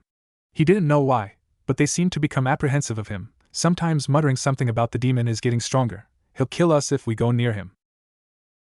That was something about the villagers that he didn't understand, as intelligent as he had recently become. They always treated him as if he was Kurama, even though it was pretty obvious the demon lord and he were two completely different entities. Were they blind? Probably, seeing how angry they were. Not everyone can be a saint like you, brat. When I was forced to attack this village under that genjutsu, I killed a lot of their family members. They can't get revenge on me for killing them, so they do the next best thing and attack you, the container. It's a miracle you're as pure-hearted as you still are, brat. It wasn't often that Kurama spoke to him, but when he did, he was there either to make a point or make fun of Naruto, something the fox enjoyed wholeheartedly. I understand why they do it, Kurama and I. I'm not an idiot, but understanding their reasons doesn't make it any less frustrating. Naruto thought back to his tenant through his mental link. He cut the link as Iruka stepped into the class, hearing Kurama laugh heartily as his voice faded from his mind. Hello, class, it's nice to see you again. Nobody paid any attention to Iruka, favoring their own quiet conversations over paying attention to their teacher. Iruka used his big teacher head jutsu and started screaming to get his students' attention. Quiet, you brats! The result was immediate. Everyone shut their mouths and turned to the front of the class and paid rapt attention to Iruka. They knew he meant business as soon as he started using that jutsu to get them to quiet down. Alright, most of you are probably wondering why you are back here. At this, everyone but Naruto nodded in agreement. He was the only one that was aware of the situation with the traitor within the academy teachers. While you already passed the academy's graduation exam, you have been held back for an extra 6 months for supplementary lessons. Due to some corruption and foul play among the teachers, the amount you students learned is under scrutiny from the Hokage and the Ninja Council. They want you to stay back an extra 6 months to make sure that you learn everything to the standard that is expected of Leaf Genin. As soon as Iruka was done with his explanation, many hands rose up in the air. Though their teacher hadn't asked if they had any questions, they knew that Iruka would always try to answer any questions they had for him. Among these hands were Sakura's eager one. So sensei, what happens after the 6 months are over? Do we take a test of some sorts or go straight into ninja duty? Sakura asked curiously. She wanted to know why this kind of an exception was made for them.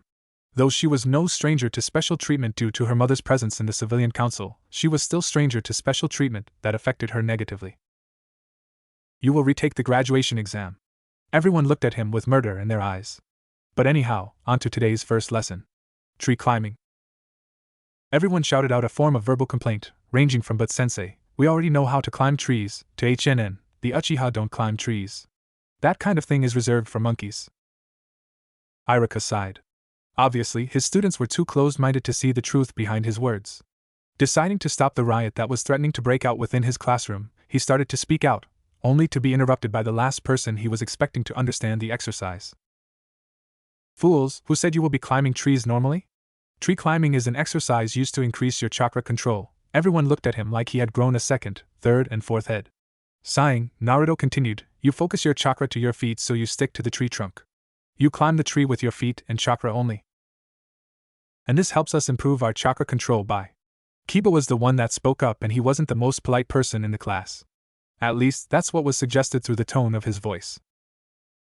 The feet are where it is hardest to focus your chakra. By learning to stream a steady amount of chakra to your feet to climb the tree, you inevitably increase your ability to mold and control your chakra. Iruka finished off his student's explanation. Thanks for bailing me out there, Naruto. No problem. Naruto only grinned at his teacher, as he often did with Iruka around. He was his favorite teacher for a reason, and that reason was that Iruka happened to be one of those very few blessed people that weren't idiotic enough to hate him for something that was totally out of his control. Alright class, I want you to go outside in an orderly fashion and find a tall tree to climb. Everyone did as instructed by their teacher, and filed out in an orderly fashion, starting from the front of the class. Naruto, obviously, ended up right at the back and near his lazy friend Shikamaru. An hour had barely passed since Naruto and his class had headed outside to train on their chakra control, and it wasn't going well for most of them.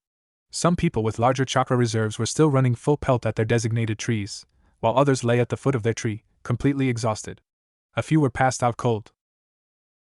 They had come out to the playground expecting an easy climb up a tree. What they had found was an utter impossibility that a few of them could even come close to getting right. Within a few attempts, most of them had found out just how hard it was to climb a tree without the use of their arms.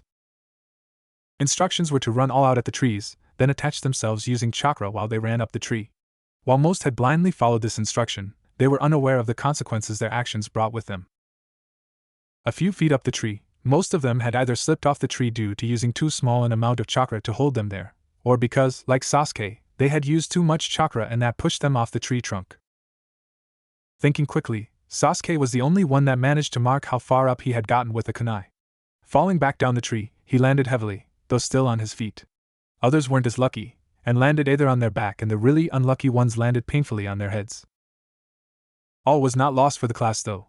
A few of their classmates had managed to climb up quite far up the tree. They had managed to mark how far up they had gotten with their kunai and land on their feet every time they fell off. This group was very small, however, and consisted only of the top kunoichi in the class, Sakura Harino, the lazy genius, Shikamaru Nara, and surprisingly Hinata Hyuga and Naruto. Most people expected Sakura to do well in this. She had a small chakra reserve and that gave her superb control over her chakra, for an academy student that is. Shikamaru was also expected to do well, though he slept during most of their lessons and watched the clouds while he was meant to train. The brunette had brains far better than anyone in the class and was pretty good at the less physical aspects of academy life. The last two of the group were unexpected to say the least. Hinata was shy. Though she was the heiress of the current strongest clan in the village, she was widely known as someone that was weak and subpar in her abilities. Seeing her climb the tree with relative ease was something of a shocker to her classmates. Naruto. If people were surprised to see Hinata climbing the tree, they were utterly flabbergasted at what was happening with Naruto. He was the dobe of the academy, the dead last, the one that came out at the bottom of every test. So, imagine their surprise when he walked up the tree, going higher than everyone else in the class. When landing, thud that most people landed on the floor with, Naruto landed with somewhat of a loud booming sound courtesy of the weights he was currently wearing, which surprised most people. This carried on for the rest of the day, with everyone slowly improving how far up the tree they could climb and getting closer and closer to chakra exhaustion. Naruto had gone straight to training ground 3 after his classes at the academy was finished. Truly, they had stepped up their training in the academy, but it was still nowhere near enough to tire out the Jinchuriki. Naruto was planning on doing his usual training with his clones, when he saw Kisame standing there with his arms folded over his chest.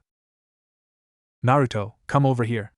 Naruto obeyed his teacher, for that's what Kisame was to him now, and walked up to him. From today onwards, we start your taijutsu lessons. Kenjutsu will come after you have mastered the basics of my taijutsu course.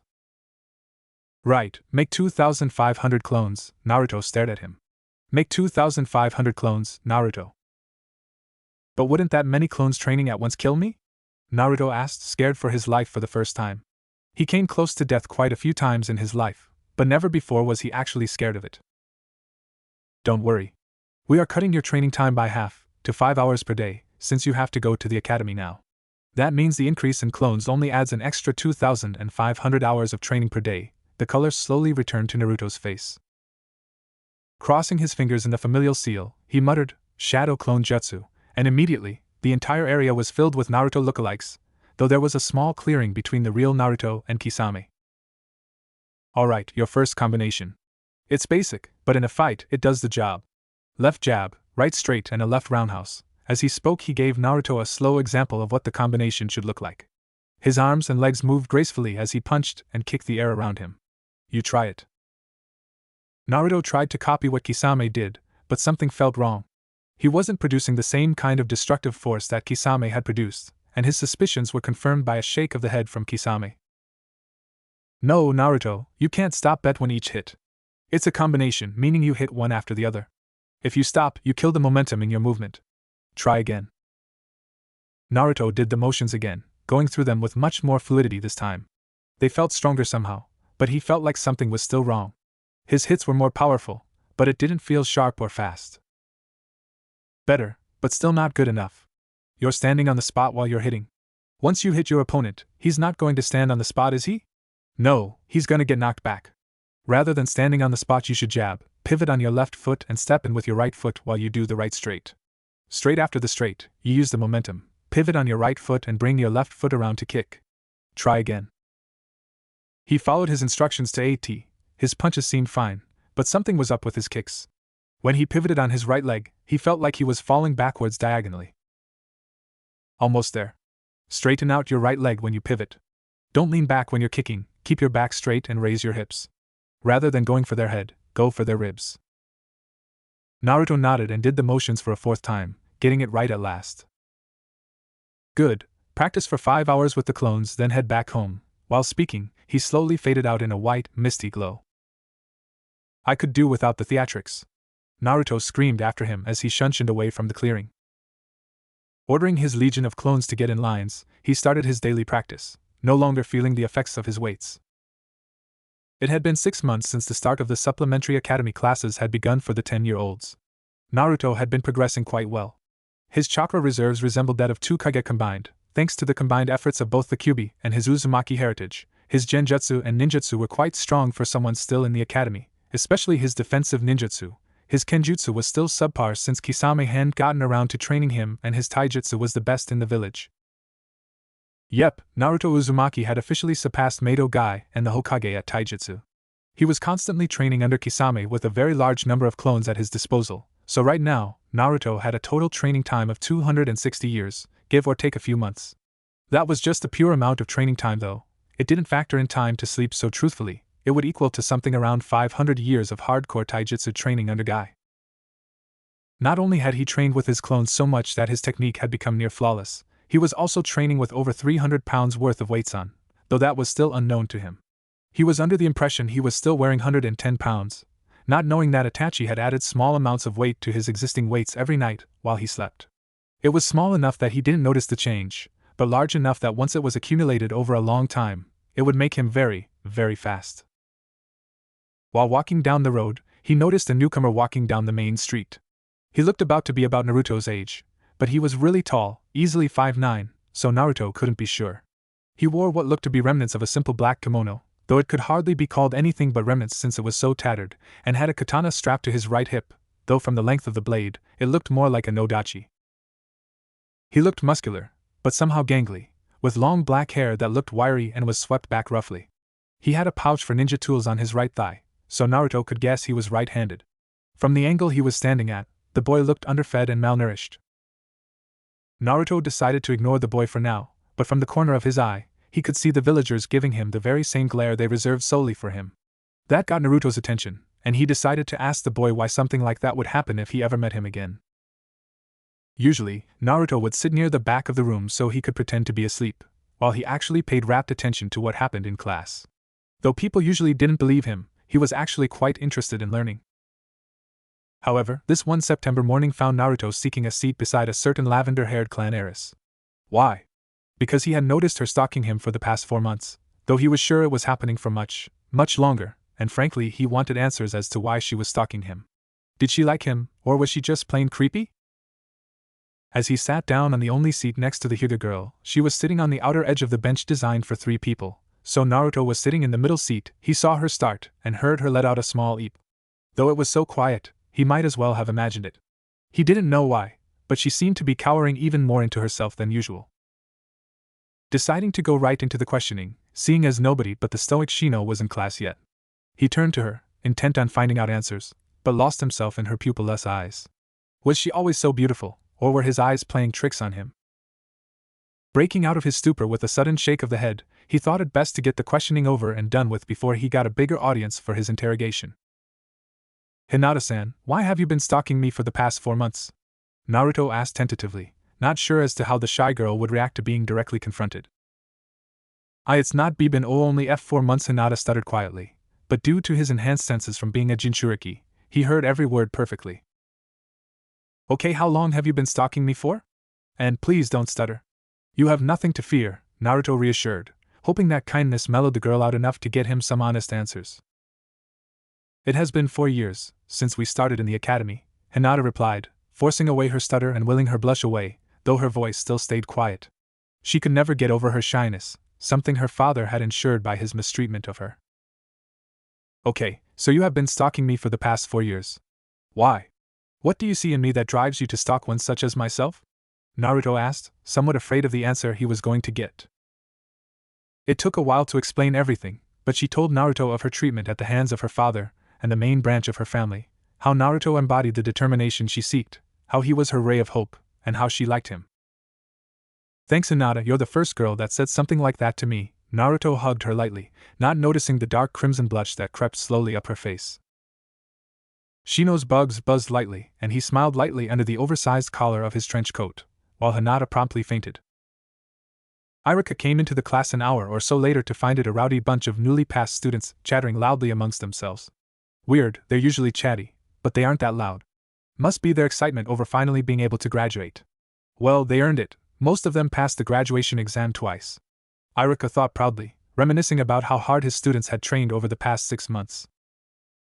Flashback. Hey, I might have decided to time skip, but I ain't just gonna hand em powerful techniques without explaining them somehow. The class Irika Yumino had been in charge of was excited.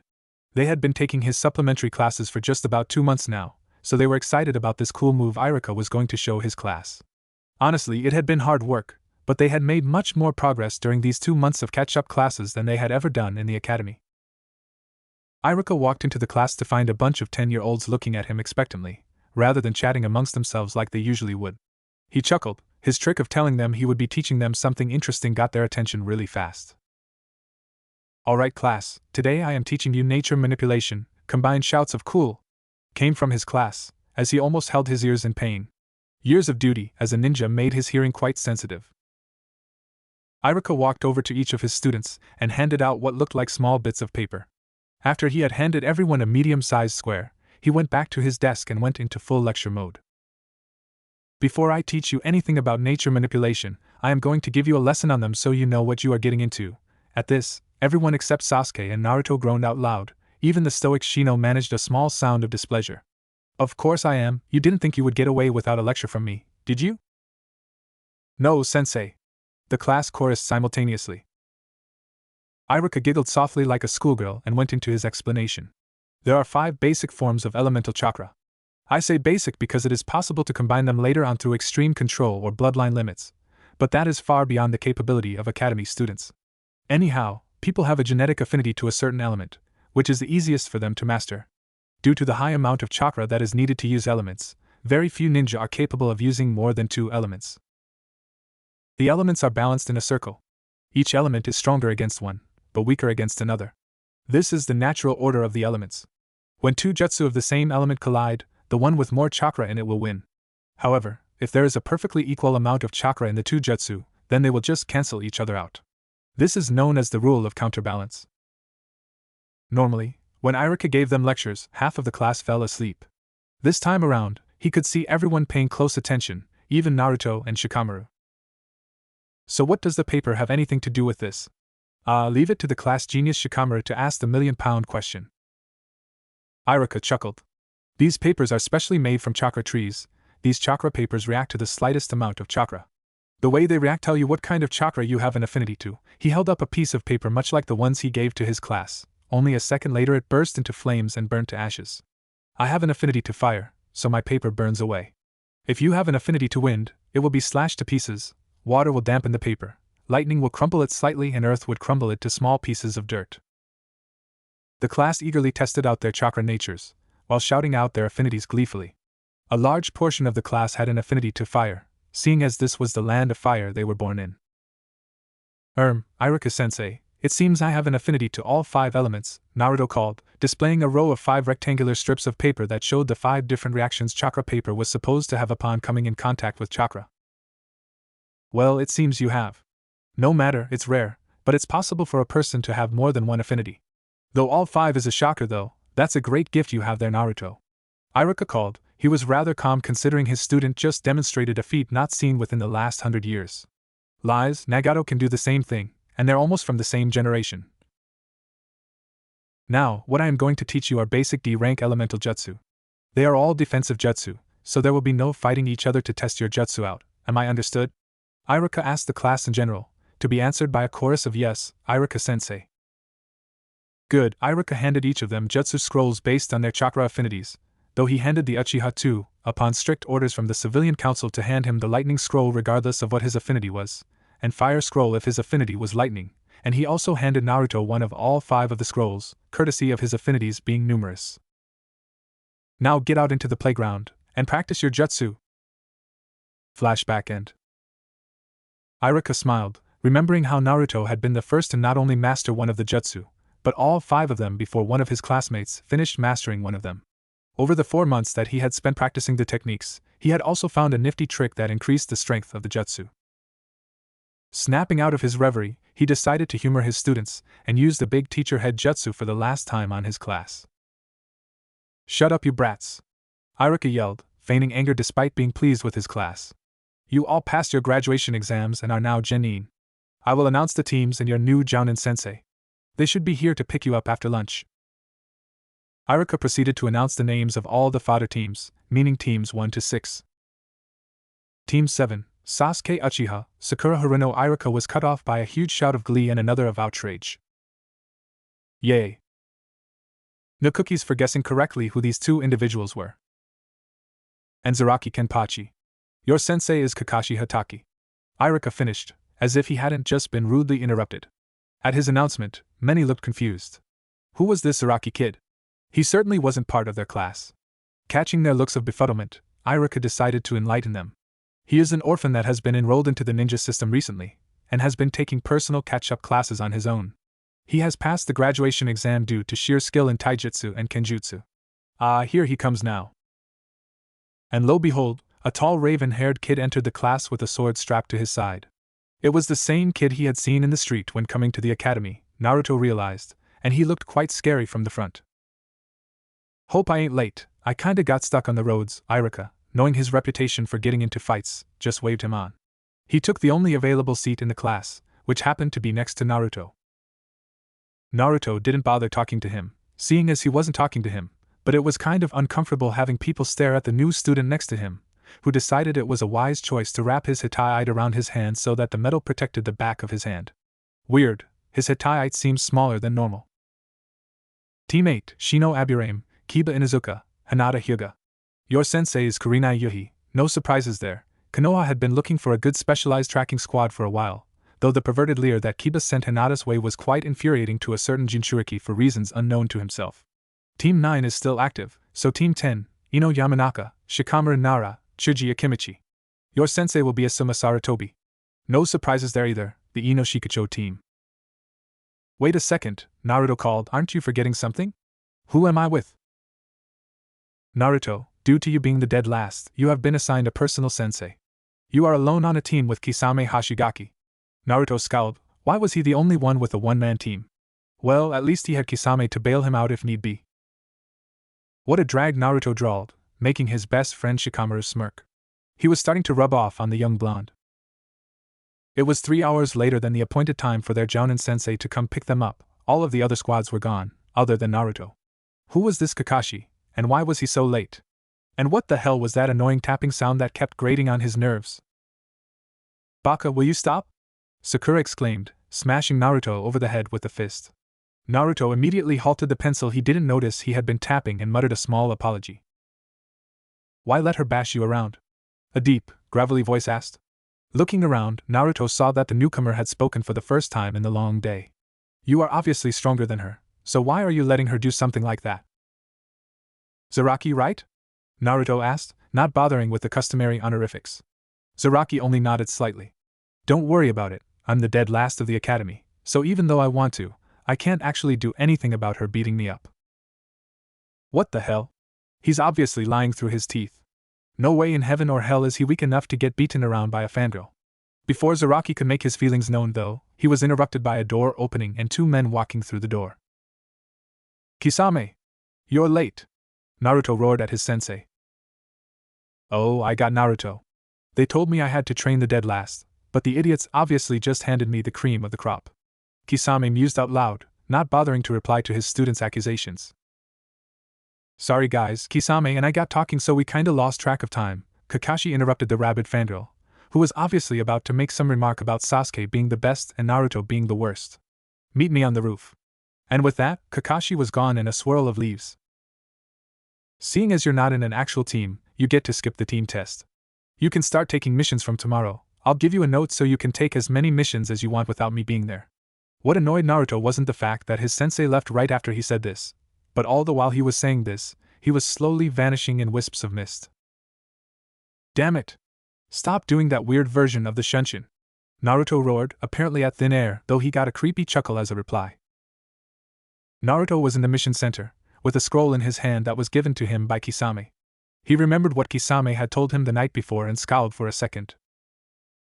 I have taught you all the taijutsu I can.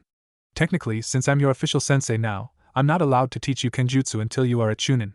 So, since you're a ninja now, go do some D-rank missions, make some cash and enjoy life a bit more. True, he hadn't had much money to enjoy his life with. He was given an allowance by the Hokage to live on, but it was just about enough to pay for his housing and buy food to live off of. Of course, Itachi and Kisame paying for their food and shouldering a portion of the household expenses helped, but it still wasn't enough to truly enjoy life. It was only enough for him to get some better food. So now here he was, in the mission center, determined to make some money. He looked absently to the chart that hung behind the Chunin on duty, showing how much money was paid for standard missions. SS rank pound 500, 000, S rank pound 100, 000, A rank 25,000 billion pound rank pound 1, 000, C rank pound 250, D rank 10 pounds. Needless to say, Naruto was surprised by the sudden increase in pay rise from B ranks and higher, but he knew that new genin weren't allowed anywhere near them. He might have been strong enough to do one, but the village didn't know that. Walking over to the Chunin, he started asking questions about the mission procedures. Tezuka was more than happy to explain to Naruto, seeing as he was a fellow ninja and he held nothing against the boy. Basically, you take a mission, complete it, and get the mission scroll signed. If the client has any extra comments to make, they can write it into the scroll. If they want to give the genin a bonus, they can just give the money to your team directly. The money for the actual pay is paid directly into the ninja's account in the ninja bank. Though that makes me ask, where is your sensei or your team? Tezuka asked, curiously. As a reply, Naruto just gave him the signed scroll with a small note inside. I, Kisame Hashigaki, give permission for my genin team, comprised of Naruto Uzumaki, to do missions on his own without my supervision. I also allow him to take as many missions as he wants at a time. I see, Tezuka mused. Alright, Tezuka-san, can I get 200 D rank missions with standard pay? Naruto asked with a steely glint in his eye. Tezuka had a hell of a lot of paperwork to do to sign out all those missions. Right. I will be seeing you in a few months. Naruto took the large stack of scrolls outside, but not before leaving a parting comment. I'll see you at the end of the day. Outside, Naruto summoned up 1,000 clones and arranged them in teams of 10. Giving out 2 scrolls to each team leader, he started giving out. Alright, I want you to go around and finish off one mission at a time. Once you have finished the mission, get the scroll signed and dispel all clones other than the leader. The leader will then come in and give the scrolls to the clone I leave here, and then dispel. The clone I leave here will give in the scrolls once all scrolls have been collected, then dispel. Naruto made another clone stand outside the mission center. Go! All of his teams headed out. Naruto headed to Ichiraku's. It had been a while since he visited. Hinata just got back from meeting with her Jounin sensei for the first time. Well, it wasn't the first time she met Kurenai, but it certainly was the first time she met her as her Jounin sensei. She liked her team. Shino was quiet yet supportive and Kiba was excitable but loyal. She had a feeling they would make great trackers. Walking through the wooden hallways, she made her way towards her father's office. She knew her father wouldn't care, but she was supposed to report to him about her daily activities and the fact that she was safely back in the compounds when she got back. She didn't like it, but her father was the clan head. She came upon the traditional sliding doors that gave entry to her father's office and knocked quietly, waiting for a response. At the call of enter, she went into the office and immediately sat into Saiza. She may have been the heiress, but even she was meant to show respect to the clan head. It's good to see you, Hinata, Hayashi said quietly, not looking up from his paperwork. Hinata froze. Good to see me? Something isn't right, he has never said anything like that to me. That was mean, but I'm not telling you what happened to Hinata yet, tongue sticking out. It had been a month since he started doing the D-rank missions, and he had kept up a constant stream of them. He was earning a lot of money, but that didn't keep him from being bored. He hadn't thought about boredom when he was training, all he ever got to think of then was the exhaustion. With a sigh, he walked into the mission center to pick up his set of 200 D-rank missions for the day, but stopped in his tracks after seeing who was there. The Hokage was the one giving the missions out today, and Team 7 were seemingly having an argument with him. These chores are boring, old man. Give us something a bit more fun to do, Zaraki complained. Naruto watched from afar, a smirk on his face. Seems like Zaraki had become a bit more open with his emotions since he had become a genin. So you want something more fun to do, Zaraki-kun? The aged Hokage asked, watching the reactions of the other team members. Sasuke looked like he approved, though it was hard to see through all that brooding. Sakura seemed to want to hit Zaraki, though she thought better of it, and Kakashi looked like he wanted to fall through the floor and disappear. So, Kakashi, think your team is ready? Yes, sir. They should be fine with a low to mid-C rank mission. Their teamwork isn't stellar, but their individual prowess may shine through. By that, he meant Zaraki could save their asses if Kakashi was busy. The Hokage motioned to a Chunin, who was sitting next to him, and told him something Naruto couldn't hear. The Chunin went outside and in came an aged man that looked drunk out of his wits. I'm Tazuna, a bridge builder. I thought I was getting real ninja for protection, not some pipsqueak brats. The drunk man, now identified as Tazuna, slurred. For someone that was so drunk, his speech was oddly coherent. Yo, old man, you mind if I tag along with Team 7 for this one? Naruto asked, silently telling Sarutobi that he thought something was wrong with this mission. Why would we need the dope to come with us? We are more than capable of protecting a man from bandits and robbers. Sasuke finally makes his presence known. Yeah. Sasuke-kun can do anything. And in comes his loyal Banshee. Geez, do they not see that something isn't right here? Why would a bridge builder need real ninja for protection from bandits? Why not? More the merrier. Seems like Zaraki was the only one in their team with half a brain. Alright Naruto, go ahead and pack for 3 weeks, Sarutobi called, handing Kakashi a scroll for a C-ranked mission. Naruto, you better have a good explanation for why the hell you dragged me out of bed at 11 in the morning. Kisame's voice wasn't loud, but the threat behind that tone was obvious. 2 reasons, Kisame. 1, it's unhealthy to sleep for that damn long. 2, you're my Jounin sensei, so you have to come with me on this mission, Naruto replied, ignoring the glares from Sakura and Sasuke, and the bored looks from Zaraki and Kakashi. Naruto, it's fine. Go ahead on your own. If Kakashi is there, you should come back alive. I'm going back to bed, so don't bother me. Kisame headed back towards Naruto's apartment, while everyone's sweat dropped. And here I thought I could drag him out. Ah well, Naruto sighed. He was hoping he could bring him along. Having someone as powerful as Kisame around usually raised the rate of success for your missions. Well, our client is here. Sasuke, you have the best eyes, take point. Sakura take the right, Zaraki take left, and Naruto can bring up the rear. I'll come last to make sure you guys don't get ambushed. With that, they headed out. They had been traveling for a couple of hours. Having to walk was a bother. Normally they would just jump from tree to tree, but having a civilian in their midst made that impossible. Naruto was on edge. He didn't know why, but he was expecting something to happen. He felt uneasy about this mission, and his instinct never lied to him. Not once in his life. Stop that, brat. Your constant shivering is getting on my nerves, Kurama thought. It had been a while since they talked. Sorry, Kurama. I just get the feeling there is something wrong with this mission. Right then, Naruto passed by 2 puddles on the floor. No one seemed to notice, but he saw Zaraki twitch in anticipation slightly. A puddle on a sunny day when it hasn't rained for a week? Nice disguise, dumbass. I'll talk to you later, Kurama. With that, Naruto cut the link, and again, he could have sworn he heard Fox chuckle before he left. When Kakashi passed the puddles, he showed no signs of acknowledgement, but Naruto knew the war veteran wouldn't miss something so basic. You're mine! 2 voices intoned at once as 2 figures quickly jumped out of the puddle. Before anyone could react, a spiked chain wrapped around Kakashi, and with a tug on both sides, Kakashi was no more. Kakashi-sensei! The Banshee wailed. Sakura and Sasuke froze, while Zaraki and Naruto got to work on instinct. Ducking underneath the claw that came at him, Naruto let his fists fly. Faster than anyone could see, his target was on the floor, battered, bruised, and unconscious. Naruto's target got off easy in comparison to Zaraki's though. Not bothering to dodge any of the hits, Zaraki drew his long, jagged sword. The blade looked chipped and worn, but Naruto could see it was sharp. The claw that came at Zaraki was no longer attached to the attacker's shoulder, but lying forgotten on the floor as Zaraki advanced on his prey with a manic grin. With a glint in his eyes, he sliced down from crown to crotch, ripping the man perfectly in half. Good work, Zaraki-kun, Naruto-kun.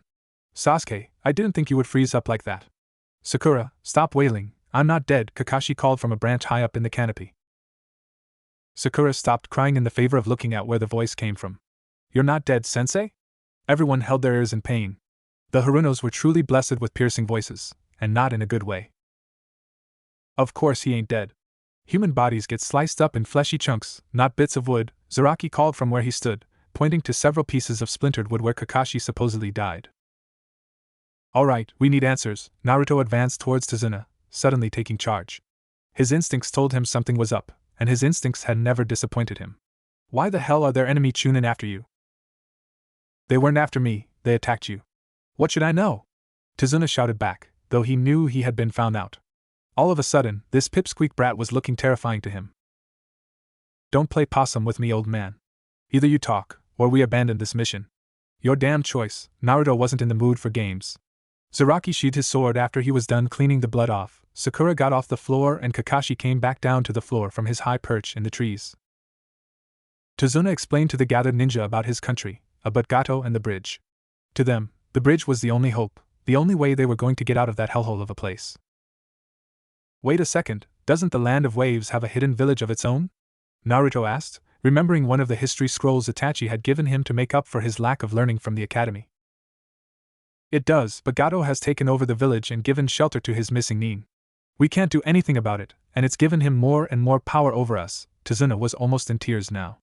The man looked a decade older than his age and he looked broken. Go ahead, abandon the mission. Our country will be Gato's slaves, our women will get raped. My grandson is going to cry. Save the sob story, old man. We are ninja, we are trained to hide our emotions, Naruto interrupted. How about this, we take this mission, and 1% of all income from your hidden village goes to us. 1% for each of us, that's 5% and another 10% for our village. And while you're at it, you might as well sign a pact of non-aggression with our village. Ridiculous, that is way too much money just to get me to my house, Tazuna yelled. Oh, who said we are just getting you to your house? Tazuna looked at him, puzzled. I'll personally bring you Gato's head. Everyone in his vicinity looked at him like he was crazy, though Zaraki was giving him an appreciative grin. Tazuna looked at him like he was an angel on earth. Sakura was royally pissed. That wasn't all that abnormal, nor was the fact that she was pissed off at Naruto, but the fact that she was pissed off enough to try killing Naruto wasn't something that happened often. Sure, she hated the guy irrevocably, but she seldom wanted to kill the boy. On the inside, Naruto was on high alert, while on the outside Naruto was acting goofy and idiotic to try and fool their assailant. He knew someone was close by, so he concentrated on finding their accurate whereabouts and trying to nail them.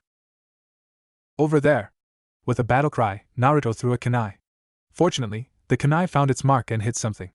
Unfortunately, that something happened to be a white rabbit that was now nailed to the trunk of a tree by its coat. That was why Sakura was pissed at Naruto. Naruto! Look what you did, you almost killed the rabbit by trying to act cool. Naruto only kept on acting goofy and let Sakura berate him, while roughly embracing the now traumatized rabbit. On the inside, though, Naruto was guarded. A snow rabbit. Their fur is only white in the winter, so why is it white now? Unless it's domesticated replacement jutsu. Everybody duck! Naruto and Kakashi screamed simultaneously, as a large zanbato flew over their heads and embedded itself into the trunk of a rather large tree. Zaraki and Sasuke had floored themselves immediately, as did Naruto, but he also had to pull Tazuna and a confused Sakura to the ground. A creepy-looking man with bandages over his face and a hidden mist headband shunshined onto the hilt of the sword and stood there. Well. If it isn't Copy Ninja Kakashi, the creepy man intoned in a deep, grating voice. His voice somehow sounded scary. Zabuza Momochi, demon of hidden mist. This is going to be a tough fight, Kakashi said, straightening his hitai over his forehead, revealing his red left eye. He was going to go all out for this fight. You guys, manji formation and don't interfere. This guy is way out of your league. What an honor, I get to see the Sharingan firsthand from a man that copied over 1,000 jutsu. Zabuza got a manic grin on his face. No, not manic, that grin was plain demonic. This should be fun. Naruto, Sasuke, Sakura and Zaraki got into the manji formation around Tazuna, each ninja protecting a side of the target and looking dead ahead. How does Kakashi have a Sharingan? Is he an Uchiha, or did he steal our bloodline? A certain Uchiha was fuming in his thoughts. Zabuza pulled his sword out of the tree, flipped twice in the air and landed on the floor. Kakashi pulled out a kunai and held it in a reverse grip. As both jounin got ready to fight, the air started to get thicker and thicker with the intent to kill. Zaraki was used to it by now. He had gotten blasted around by Ki for so long that he wasn't affected anymore. Naruto, well, he was the Kyuubi's Jinchuriki, so this felt like a walk in the park for him. Sakura and Sasuke, they weren't as immune as the first two. Sakura was having trouble breathing and was unable to move at all, while Sasuke was having suicidal thoughts. Not that it was an irregularity. So these are jounin, elite ninja of their villages. This is insane, the bloodthirst in the air. It's suffocating. I can't stand this, I can't bear it anymore. I would rather take my life by my own hands. To follow through with his thoughts, Sasuke pulled out a kunai shakily. He prepared to stab down into his own stomach. Calm down, Sasuke. You are my comrades, there is no way I'll let him hurt you, any of you. Kakashi looked backwards from his position, giving them all a small eye smile. Reassured by his sensei's words, Sasuke calmed down enough to put away the kunai and get into a defensive stance. You should keep your eyes on your opponent. Quick as lightning, Zabuza was on him, his zanbato ready to strike. Kakashi was taken by surprise, and before he could react, the Zanbato sliced through him with practiced ease. Rather than a spurt of blood, though, Zabuza got a face full of water. Water clone jutsu. You should learn to take your own advice. Kakashi appeared behind Zabuza and held a kunai to his throat. It's over. The only response Kakashi got was Zabuza melting away into water. Slowly but surely, the surrounding atmosphere started to become clouded as mist shrouded them in a hazy glow. The mist was thick, almost too thick to be natural. Hidden mist jutsu, Zabuza announced gleefully from somewhere in the area. His voice echoed eerily, as if it was coming from all around them rather than from just one particular place. Be on your guard. Zabuza is a master of the silent killing technique. You won't know what happened until you're dead, Kakashi warned, once again holding his kunai in a reverse grip in an attempt to cut down on his reaction time, and look cool in the process. The 4 genin immediately stiffened, even Naruto and Zaraki.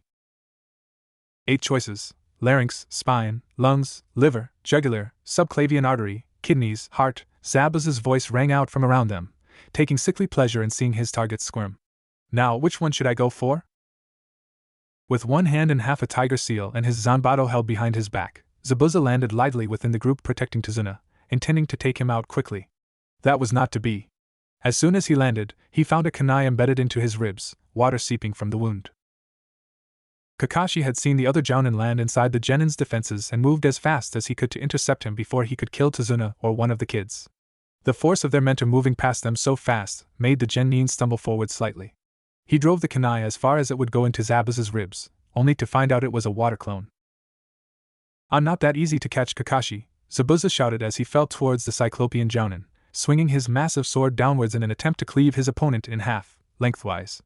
Apparently caught by surprise, Kakashi allowed himself to get cleaved in half, only to explode in a shower of water. Again. Seeing Kakashi get split in half, Sakura let out a little scream. Cutting clean through Kakashi, Zabuza's sword embedded itself into the ground. Kakashi took this opportunity to jump out and attack the so-called demon. As soon as he got close enough to attack, though, Zabuza pushed off from his sword's hilt and kicked him across the ribs, making him fly into the heavy water of the sea.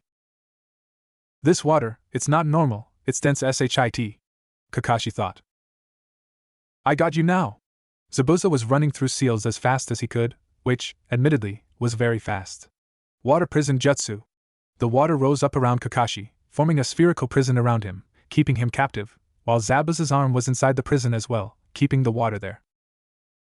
Forget it, Kakashi, you can't escape my water prison. Zabuza got that same demonic grin on his face again. Now watch as I destroy these brats of yours. He made a water clone. It had 1/10 of Zabuza's strength, but was strong enough to take on some wannabe brats that wanted to play ninja. You brats wear headbands and walk around, thinking it makes you a ninja. When you have brushed with death so many times that it doesn't faze you, then you may be called a ninja. When you have become so deadly that your profile is entered into my bingo book, then you may have earned the title Ninja. The clone berated, walking towards the genin slowly, while the mist thickened around him, hiding him from view. But to call upstarts like you ninja, it's an insult and a joke. Sasuke and Naruto, caught by surprise, were kicked through the air in quick succession. Their progress through the air was halted by having their backs meet with the trunks of a couple of large trees. They were winded, but the water clone wasn't strong enough to hurt them while using so little strength. They got up and walked back towards their comrades, to see Zabuza about to slice Zaraki in half. Zabuza thought he had finished the first 2 off, so he went for the third one, the one that looked to be the most dangerous. Admittedly, he probably wouldn't be the only one to assume that, seeing his ragged and battle-worn look. Zaraki saw the blade coming at his shoulder in a downward arc, and despite being more than fast enough to intercept it, he made no efforts to stop the blade. Sakura gasped, expecting the sword to cleave her teammate in half. The mist cleared a little, revealing a grinning Zaraki with a Zanbato seemingly resting on his shoulder. You'll need to do better than that to cut through my hero, Zaraki said, drawing his own Nodachi and slicing through the surprised water clone with ease. Well. Seems like the hidden leaf brats aren't all useless. To conserve chakra, Zabuza released his hidden mist jutsu and created a few water clones. Tell me, brat, how did you stop my Kubikura Bocho? Ha! It's simple, just focus chakra to where the blade's gonna hit you, and you can stop it from slicing you to ribbons, Zaraki complied, earning him dubious looks from Sakura and Sasuke. Why would the idiot give away secrets to his technique? Naruto sighed loudly, catching everyone's attention. What are you sighing about, Dobe? Sasuke asked, looking at him like he was insane. which he did most of the time with anyone that did anything out of the norm. Nothing, I just didn't want to take these off so quickly. When Sakura and Sasuke looked at him curiously, Naruto started to take his jacket off. I wanted to keep these a secret at least until the upcoming Chunin exams.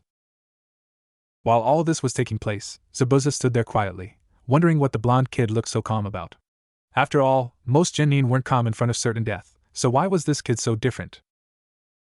Naruto, why are you stripping? Put your clothes back on, Sakura wailed, which was quite damaging to the hearing of surrounding lifeforms, especially Kakashi, since he was submerged in water. Calm down, I can't take off the weights on my torso with my clothes on, can I?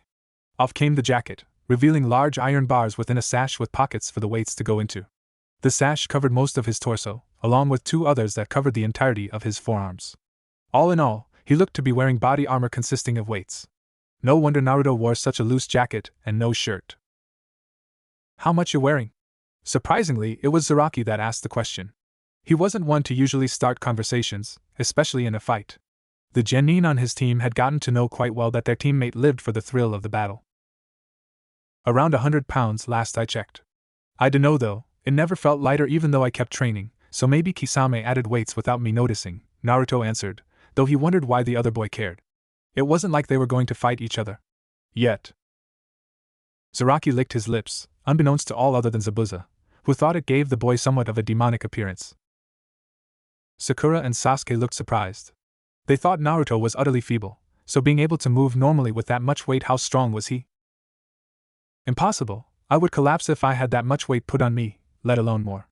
How can the dobe move around normally as if the weights aren't even there? Sasuke thought in bemusement. Zaraki, try getting Kakashi out of that prison. Chop Zabuza's arm off if you can, that would break the jutsu and give us the advantage of having his arm gone. I'll hold off all the clones. Sakura and Sasuke watch over the client. Naruto took charge, giving out orders like a seasoned ninja that had gone on and led many missions in his time. Zabuza was honestly surprised. For a genin to walk around like nothing was going on while wearing that much weight. He hated to admit it, but for the first time, he was impressed with a brat of his age. Zaraki ran over to where Zabuza was holding his prisoner captive. Sasuke and Sakura stiffened in their position around Tazuna, and Naruto stood behind where Zaraki just ran past, covering his trail and making sure none of the clones went to intercept him. They would have to get through him first. The fight was on. Not waiting for the clones to attack him, seeing as he would be overwhelmed due to lesser numbers, he decided to charge. While his eyes and brain expected him to arrive fairly quickly at his target, he wasn't prepared to appear right next to them as if he had just teleported. He was ready to punch, but he was caught off guard by his own speed. His body had become so fast that his brain and his eyes couldn't keep up. He willed his arm to punch a clone 3 times within 2 seconds and ended up punching 8 times, completely demolishing the clone, but overbalancing due to excess force from the last punch that hit air. 1 clone down, 19 to go. The next clone he ran at wasn't as slow to react and swung his sword in a high, sideways arc, trying to cleave Naruto in half. Naruto dodged by bending backwards, but in the process, he bent back too far due not being used to moving so fast and hit his head on the floor. The sword was heavy, so the clone had to either swing back around in an attempt to use the momentum, or use all of his strength to pull the sword back. Thinking it more beneficial to keep it under control, he pulled the sword back with all his might. Seeing his chance, Naruto planted his arms on the floor, pushed up and kicked out at the clone that had just attacked him.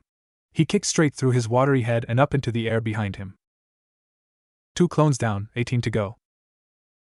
On the other front of the mini-war, Zaraki was having some problems. As the battle-loving maniac he was, he decided that having a fight with a virtually paralyzed Zabuza would be more fun. Rather than trying to free a quickly suffocating Kakashi, he attacked the hidden missing nin head-on, only to find that he was rather nimble with his large zanbato, as he blocked every strike of his nodachi with a slight flick of the wrist. Zabuza didn't try to attack the genin in any way, since he didn't have enough chakra to hold the water prison jutsu and make a clone, so he just resorted to defending while expending the least amount of chakra as possible. And while he was interested in the maniacally grinning Zaraki, the blonde behind him interested him more. Kakashi was pumping as much chakra as he could to his lungs, trying to make his air last as long as he possibly could. Naruto had gotten rid of the first 12 clones that he attacked, and he was already bruised, badly. None of these bruises were inflicted by Zabuza clones, all of them had come from him somehow managing to screw up his coordination badly enough to either hit himself, the ground, or some rather hard objects. He was starting to adjust to his new speed, his eyes getting better at monitoring things at higher speeds, his brain starting to process the information faster. His body started to respond more like he wanted to, though his technique was nowhere near what it was with his weights on. While his technique had been flawless with the weights, it was nose sloppy at best. Normally, his punches and kicks derived their destructive power from rotation of the hips, chest, and pivoting on either leg, but since he couldn't coordinate himself well enough to transfer weight from one part to another effectively, he resorted to using brute force from his arms and legs. The few times that he had tried to use rotation, he had either spun out of control, or badly misfired his punches and kicks. Sasuke and Sakura were looking on in scarcely restrained awe. Here was a boy of their own age, who they thought to be far inferior to them, fighting clones of a Jounin, the former commander of the assassination unit, no less. Sure, it had a tenth of the original strength, but that didn't mean it wasn't strong. He was running around and attacking so fast that he looked like he was using some kind of time-space ninjutsu, like the fourth Hokage. Thinking of the fourth Hokage, Naruto did look awfully similar to the deceased warrior. Nah, the dope couldn't be related to such a powerful man. No way, that Baka related to a Hokage? Laughable. Oh, how wrong and ignorant they were. They didn't understand one thing though. What was it with him and inflicting injuries on himself? Was he some kind of amo-masochist? Did he like the pain? So he hurt himself on purpose for the fun of it. Both Sasuke and Sakura cringed at the thought. Tazuna didn't have any idea what was going on. He was just glad that the blonde brat had decided to tag along when he did, otherwise he might as well have been dead right now. All Tazuna could see of Naruto was nothing. His eyes were far inferiorly trained than that of a ninja, so his eyesight couldn't even comprehend Naruto's movements. Naruto was starting to feel only slight amounts of fatigue, even after fighting for so long against such a superior opponent. The advantage of doing about 500 years' worth of hardcore training was that it caused his already inhuman levels of stamina to skyrocket. That made him quite resistant to fatigue, to say the least. Add to that the fact that he was the Jinchuriki of the most powerful demon currently in existence, and you have yourself a nigh tireless warring machine. Finishing the last clone with a sloppy punch to where the sun never shines, he turned to see Zaraki finally getting bored of slashing at a dummy that didn't bother to do anything other than block and finally slashing at Zabuza's arm. Of course, Zabuza was a perfectly intelligent human being, unlike some others present in the battlefield at that moment, and could see that not letting the water prison go would be bad for him. Not only would he lose his arm, he would also release the water prison anyway. So he took the best course of action and jumped away from the ball of water to evade the blade that was about to slice his arm off. Kakashi was breathing hard, now that he could actually breathe. Holding his breath for almost 10 minutes had been quite an ordeal for him, and he was starting to turn blue from the strain. After catching his breath, Kakashi stood upright to continue with his battle against Zabuza, who was now fuming and trying to find a way to slice Zaraki, who was now using a full-body hierro, only to have his sword bounce off over and over again. Kakashi mentally facepalmed. For someone so great, Zabuza sure could be dense sometimes. Did he not realize he could easily slice through something of that level if he only channeled a little bit of chakra through his blade? Kakashi ran through a few hand signs, intending to use one of the jutsu he copied with the Sharingan in his earlier days. He hadn't used it in a while and prayed that he could still remember how to do it. Earth style, crushing earth, Kakashi announced, and as soon as he did, the ground around Zabuza started rising up and covering every nook and cranny of his body. The soil piled higher and higher around Zabuza, starting to crush him under the weight already. Before the soil rose any higher though, 2 Saban needles flew towards him and embedded themselves into the side of his neck. A hunter nin in a sky blue kimono with pink flower print appeared next to Zabuza, her face covered by a mask. Nodding in thanks to the leaf ninja, she quickly shunshined away. That's suspicious. Why didn't the hunter nin destroy the body on the spot like they are meant to? Whatever, I'm too tired right now, Kakashi though, replacing his hitai-eyed over his left eye and promptly falling unconscious due to chakra exhaustion. Zaraki sheathed his sword and returned to the side of his teammates. Sakura and Sasuke relaxed, but Naruto stayed on guard, replacing his weights and jacket, feeling the familiar pressing feeling take over his body as the weights restricted his movements again. Tazuna moved in and picked up the limp body of Kakashi. Since he was the client and not a ninja, he was the only person fit to carry Kakashi, as he would not be required to move at a moment's notice should a threat arise. They carried on their journey at a slower pace, with the strict guidance of Tazuna himself, who had traveled the path hundreds, maybe thousands of times before. Eventually, they arrived at a small 2-story house that looked a little beaten down, a little worse for wear, but it looked no less appealing to the ninja right now. All they needed was some food and a bed to sleep in. Tazuna opened the door, having handed Kakashi over to Zaraki, to to be welcomed by the open arms of his beautiful daughter, Tsunami. She was a woman of about 30 with dark, shoulder-length hair. "Father, you're back. I'm glad you're home safe and sound," she cheered, her features lighting up in what Naruto and Zaraki identified as a forced smile. Her face upturned into a smile, but her eyes maintained the dead look they had about them. "Yes, thanks to these ninja from the Hidden Leaf," Tazuna said, pointing to the 4 kids that were now standing in their doorway, Kakashi laying forgotten on the floor.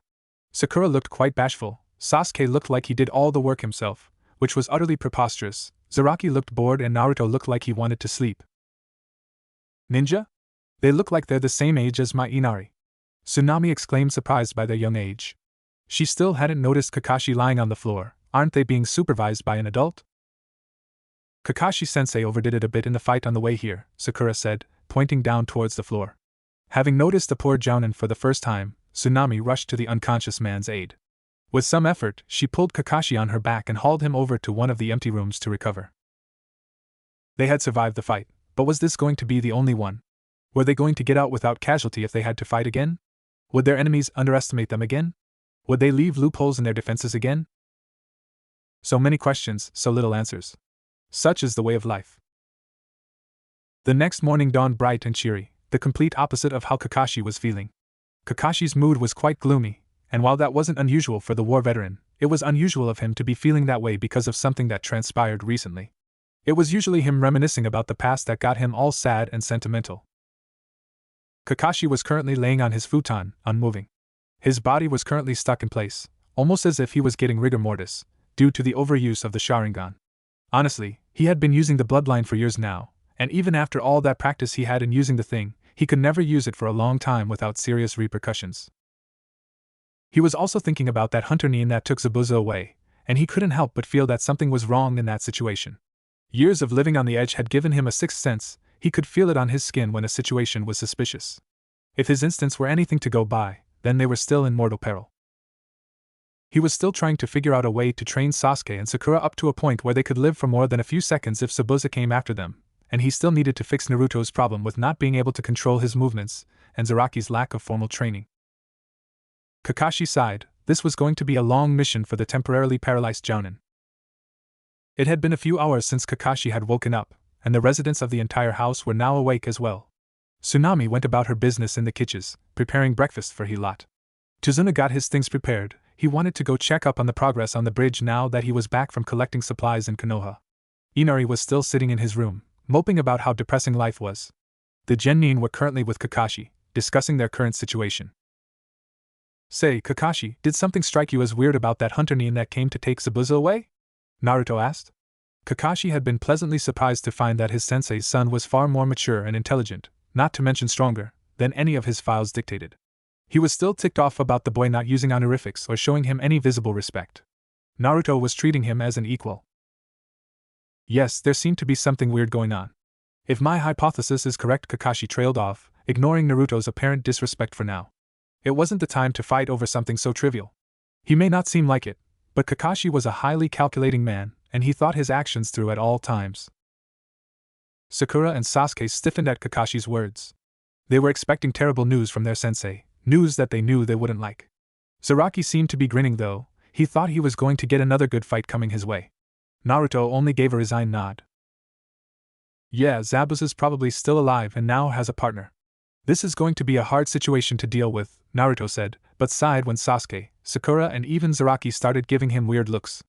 "Last time, Zabuza was fighting alone, so Kakashi could fight him while we looked after the client.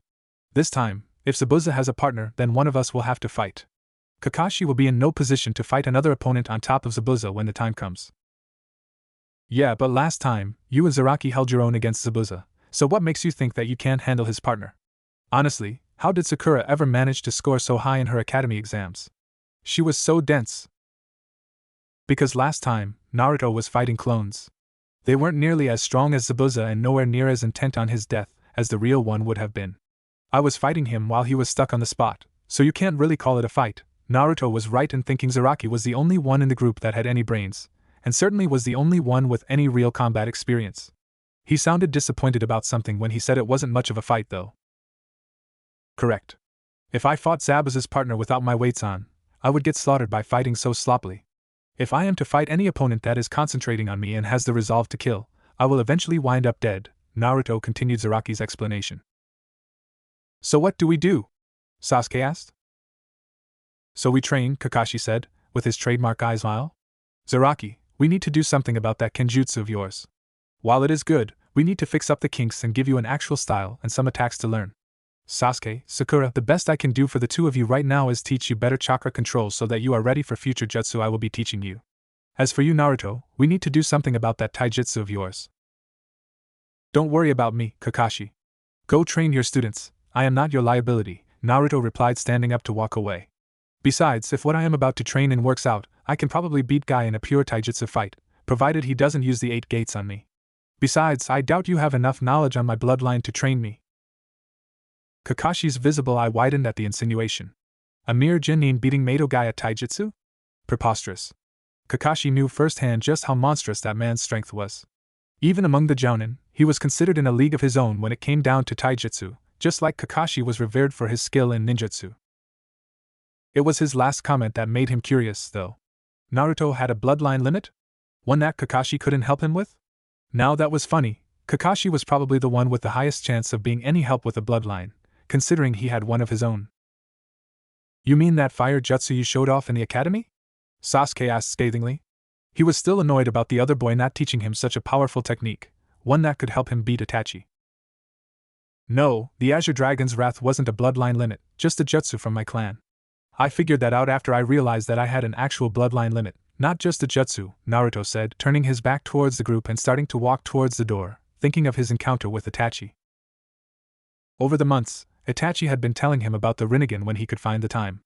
Though Itachi had seen the Jujutsu firsthand before, he was still unaware of the full extent of the Rinnegan's abilities, but he had a slight idea as to what the bloodline had to offer. Before you go to train, out of curiosity, what kind of a bloodline is it? Kakashi asked, at least with a hint of mild interest in his voice. It wasn't every day that Kakashi Hatake was interested in the abilities of a genin, but Naruto had caught his attention. It's a Jujutsu, Naruto said, before walking away to train. Sakura was still contemplating if Naruto really had a Jujutsu like her sensei, while Sasuke was seething. He thought he was the only one with a potential Jujutsu in that room, bar Kakashi, though he was still convinced that no Jujutsu could be as great as the Sharingan. Oh, how wrong he was. Naruto was walking towards the forest near Tazuna's house, intent on training alone for the day and letting Team 7 deal with guarding the client for the day. Since they had just fought the enemy, he doubted anyone particularly strong would be showing up anytime soon. Naruto was thinking about whether he could really use that part of his Rinnegan just yet. According to Itachi, the Rinnegan was a more powerful version of the Eternal Mangekyo Sharingan, and had quite a few perks that went with it. The ultimate form of the Jujutsu, as far as Itachi knew, had all of the abilities that the Sharingan had, but further enhanced, and it also had the ability to use the signatures jutsu of the Mangekyo, the Tsukuyomi, and the Amaterasu. While the Tsukuyomi and Amaterasu were powerful jutsu, Naruto had no illusions of grandeur. He knew he was far from using such jutsu, let alone master them, as he still had to even master the bloodline enough to use it without having his chakra eaten up within a moment. He wasn't currently interested in the more powerful jutsu that came with the mastery of the Rinnegan, nor was he interested in trying to figure out what other jutsu the Rinnegan enabled him to use that Itachi hadn't known about. No, Naruto was now interested in the most basic of the Rinnegan's enhancements. The drastic improvement in his eyesight and his brain's ability to quickly process the information his eyes were sending to it. He honestly knew, with Kisame's brutal training, he was already a force to be reckoned with, if only his lack of coordination hadn't gotten in the way. Deciding he had gone far enough into the woods to not get interrupted, Naruto activated his Rinnegan and sat down to meditate. His advances sight came automatically with the activation, that wasn't the problem. The problem was that he needed to first learn how to properly utilize the more powerful sight, and the second problem was that as he was now, even with his massive reserves, his chakra was far too quickly drained for it to be an effective ability in battle. So now, Naruto just sat there, meditating, and trying to partially stem the flow of chakra to his eyes so that his eyes didn't overload and he didn't run out of chakra too quickly. Naruto was pleased to find that even a minute amount of chakra kept the Rinnegan running at full power. Now, he just had to build up his concentration and control so that he could use the Jujutsu in battle effectively without passing out from chakra exhaustion in 10 minutes. Sasuke and Sakura were having a hard time with their training. They were currently climbing trees. That in itself wasn't all that difficult for a ninja, even a genin, but the fact that they had to do it without the use of anything other than their feet was a little more troubling. The aim of the exercise was to build chakra control, or in Sakura's case, to expand her reserves a bit more, by having the practitioner focus their chakra at the sole of their feet in a steady stream to stick themselves to the tree trunk and walk up vertically. Though it sounded easy, maintaining a steady stream that didn't fluctuate was surprisingly difficult. Too much chakra, and they were blown off, but too little and they didn't stick to the tree in the first place. While Sakura was having an easy time actually climbing the tree, she was quickly getting tired. Her aim was to build stamina, but she didn't see how this could help her.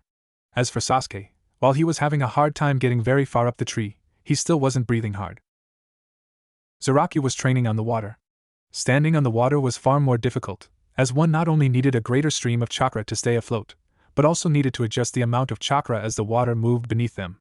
While this in itself was a form of training, Zaraki's actual training consisted of some movements with his sword to cut out the sloppiness in his technique. Kakashi was relaxing and reading a certain orange book, while looking at his students, hard at work, from the corner of his eyes. He allowed himself to relax for a while. His students were training hard, his charge went off somewhere to train on his own, and his shadow clone was keeping an eye on the bridge builder. Not the best of his days, but certainly not his worst. It was late evening and Kakashi, along with his students, was heading back to Tazuna's house. His students had a fairly productive day in the training fields, Tazuna hadn't been attacked, and he took a good day of rest, even if he did have to watch over his students.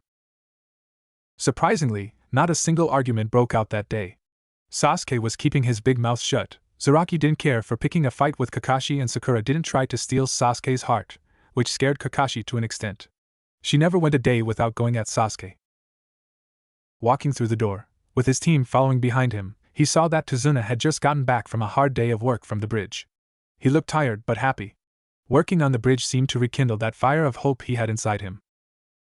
Once everyone had gotten their outdoor clothing off and they had freshened up from their day training, everyone sat around the dining table, ready to have dinner, which Tsunami was currently serving. Kakashi was the only one that noticed the absence of a certain blonde. "Has anyone seen Naruto?"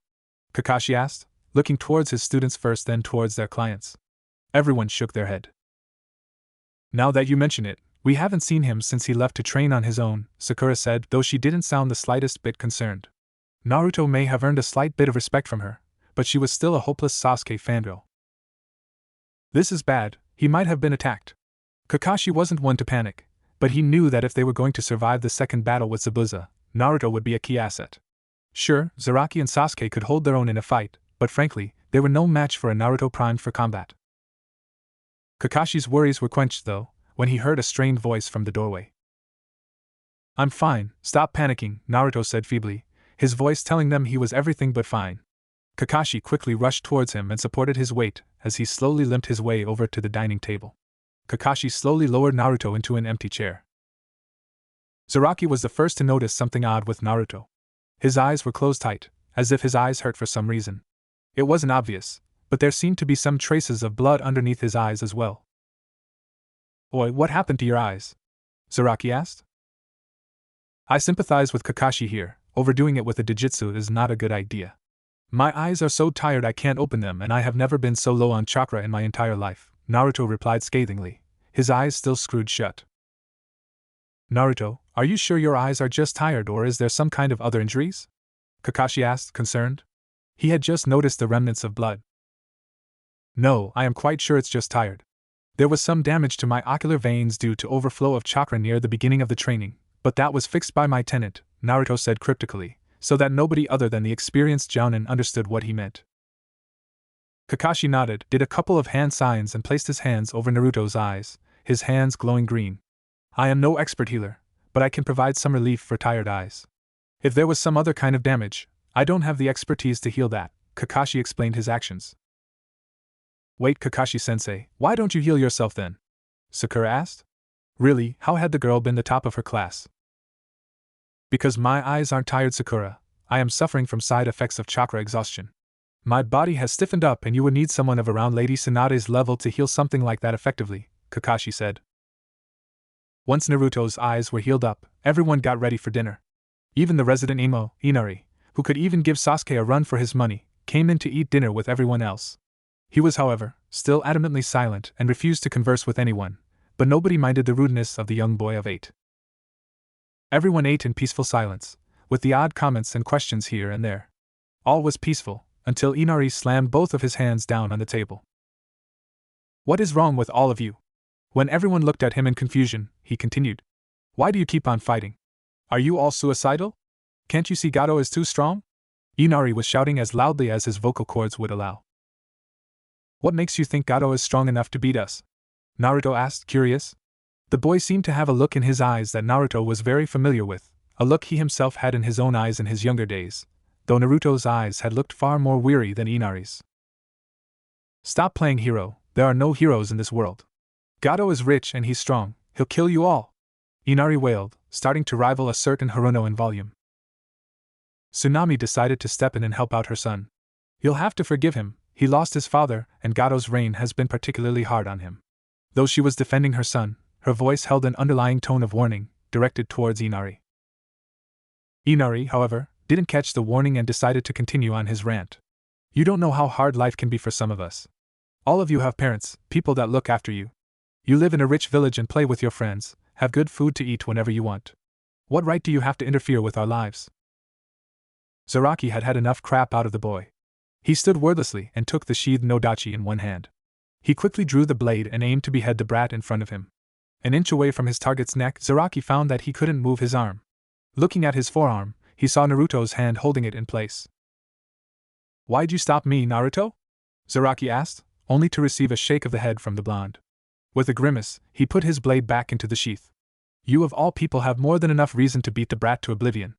Zaraki's comment raised a few eyebrows, Naruto's included. Leave the poor boy alone, he obviously has had a hard time, Naruto said sympathetically, letting the boy get away with unknowingly insulting Naruto in the most terrible way possible. He really was getting soft.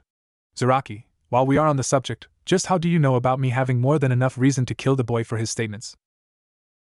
You aren't the only one that had to live on the streets after getting kicked out of the orphanage.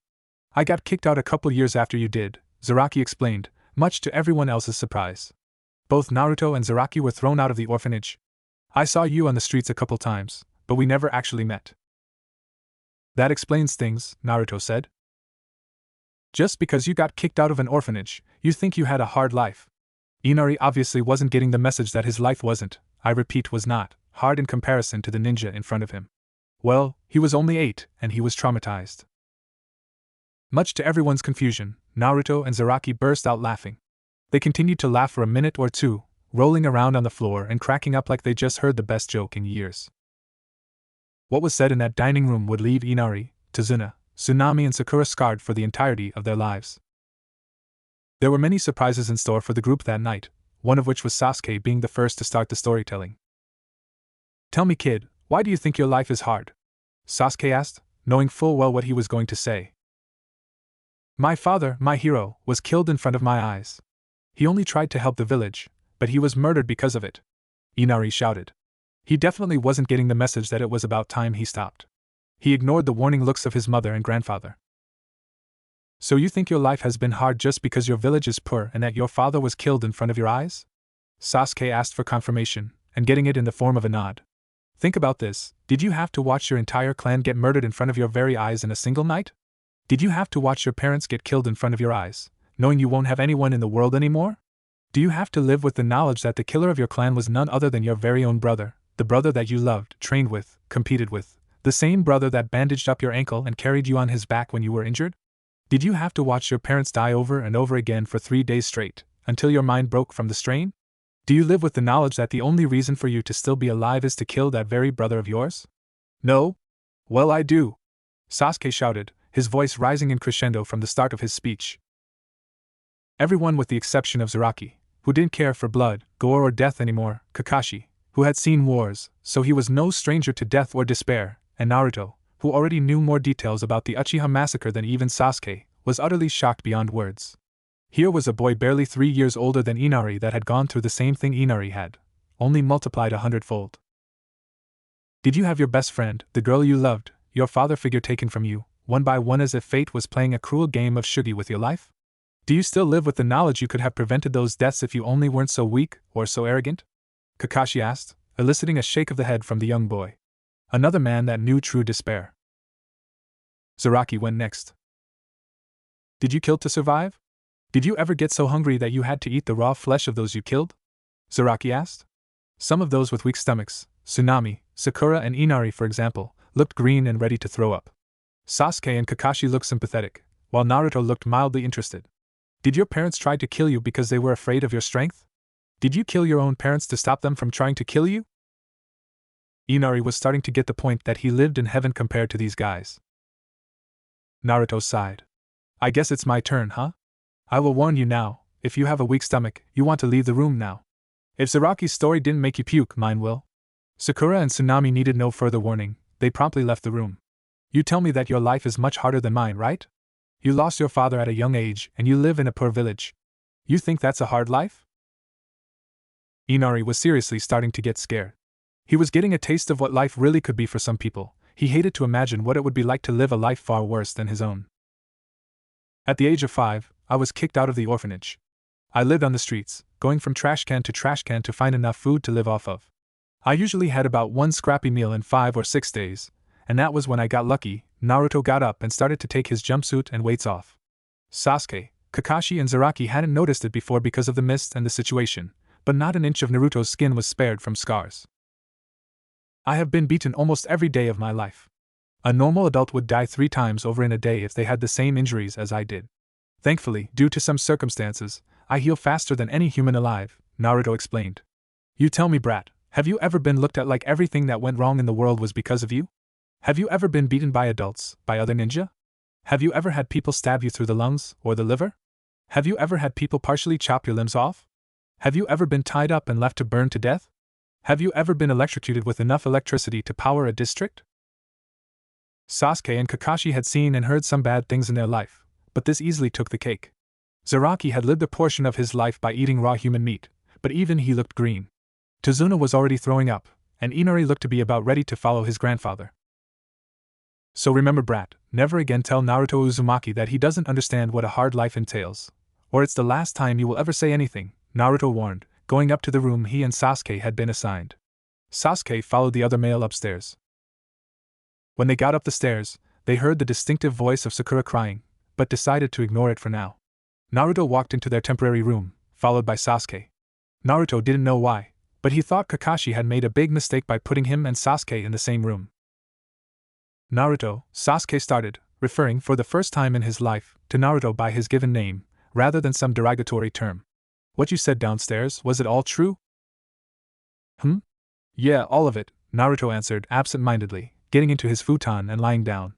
Sasuke had always thought that the carefree orphan led a free and worryless life, but was surprised to find that it wasn't that Naruto didn't have hardships, but rather he was just more resilient to mental and physical torture than Sasuke. You going to sleep? Sasuke asked, lying down in his own futon on the other side of the room. He honestly didn't know what to say in this situation without either hurting the other boy's feelings, not that he would ever admit he cared, or just making the situation more awkward than it already was. No, just distracted, Naruto answered, turning to face Sasuke in his futon. The old memories are kind of overpowering, I haven't thought about them in a while. Naruto seemed to be in deep thought. How did you survive it? Sasuke asked, looking curiously at Naruto, who looked at him in confusion. How did you manage to survive all of those injuries? A normal person would be long dead. Before Naruto could answer though, they heard the door opening to their room, admitting Kakashi and Zaraki into the room. Yo, how's it going? Zaraki asked with a little wave, though they had been away only for a few minutes at best. Moping and drowning in sorrow? Guess all the 4 of us need now is some sake and some cigarettes. Naruto and Sasuke scoffed, but otherwise ignored the comment as the 2 newcomers made themselves comfortable on the floor. Kakashi was on crutches since his body was still weak from the overuse of the Sharingan, and took longer to get on the floor than Zaraki. Sasuke, are you telling the truth? Are you that fixated on killing your brother? Kakashi asked, genuinely concerned for his student. He had seen people go down that path, and he knew better than anyone that vengeance never brought anyone happiness. Yes, I have no other purpose to live than to kill my brother and restore my clan, Sasuke answered, slightly stiff. Give it up, Sasuke. Surprisingly, it was Naruto that spoke. There is little point in seeking revenge. It gets you nowhere and leaves you with nothing. How would you know, Naruto? And I can't just forgive him like that, not after what he did, Sasuke said. He sounded tired rather than angry, like he wanted to sound. Don't scream and throw a tantrum when I say this, okay? Sasuke got a guarded look about him, but nodded anyway. Zaraki and Kakashi were curious as to what the blonde could say that would rile the duck-butt-haired boy. What Itachi did wasn't wrong. He had a reason for doing it, and no matter how horrible his deeds sound, he picked the lesser of two evils. You don't know the full details of that night, so you shouldn't be so quick to judge. As expected, Sasuke almost jumped out of his futon to attack the blonde, but remembered his promise to not throw a tantrum. He reluctantly went back into his bed. Why? Tell me, what do you know about the Uchiha massacre? Naruto just shook his head. It isn't my story to tell. Then how am I ever going to find out about it? Sasuke asked, anguished by the prospect of never knowing the truth. For your own safety, if you promise me that you won't attack him on sight and try to kill him, I'll take you to see Itachi. The Uchiha's eyes became almost 3 times its normal size, gaining size comically fast. Sasuke looked at Naruto like he was crazy. How did Naruto know about his brother's whereabouts? Where was Itachi now? How would Itachi react to seeing his brother after so long? Kakashi was surprised. He wasn't expecting this turn of events. Zaraki, unlike his teammate, had a more simplistic and more prudent response. He looked at Naruto in confusion. Whoa, back up here.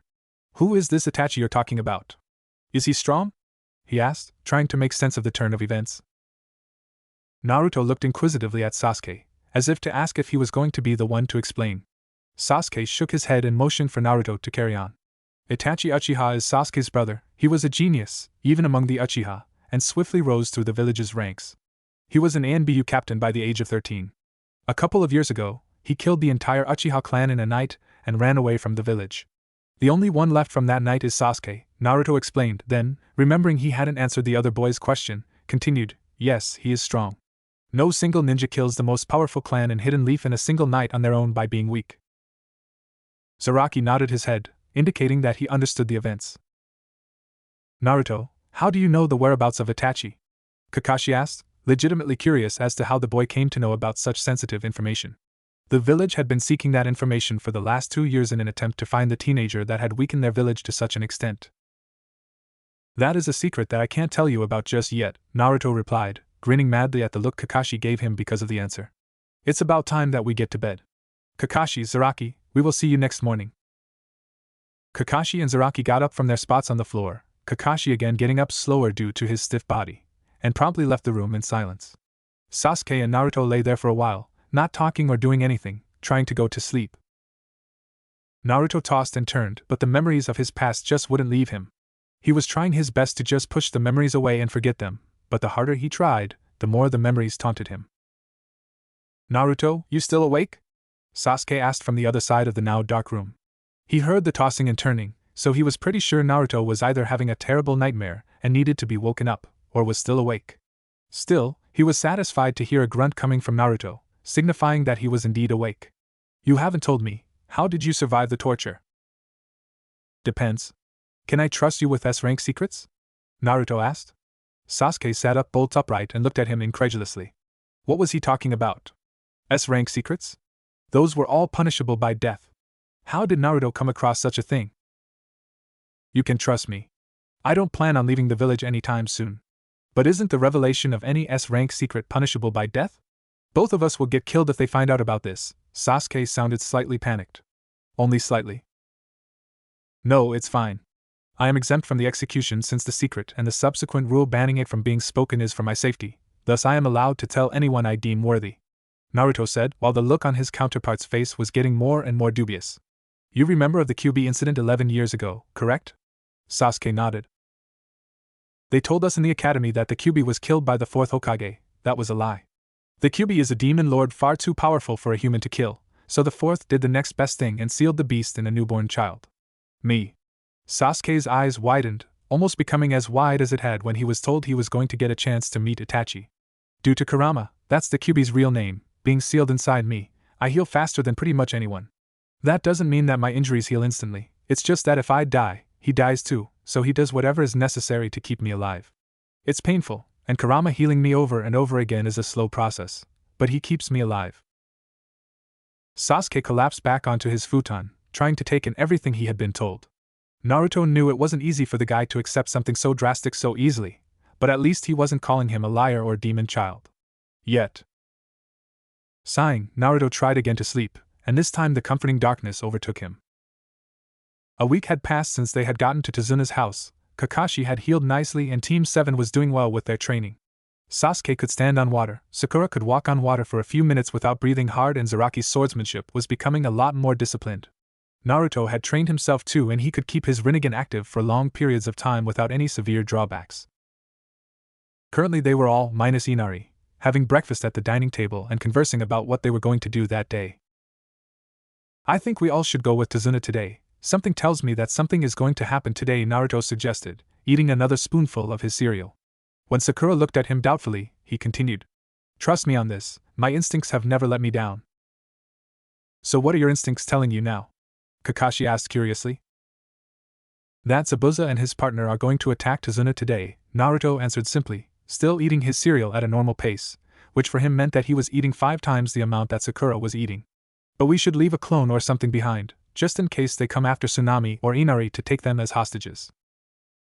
Kakashi nodded, understanding his reasoning behind it. He had seen wars, and one thing that wars had taught him was that your opponent never fought fairly. They would always have some kind of underhanded method prepared to weaken your forces. "So who's going to fight who when we actually engage the enemy?" Sasuke asked, stopping his chewing momentarily to ask the question.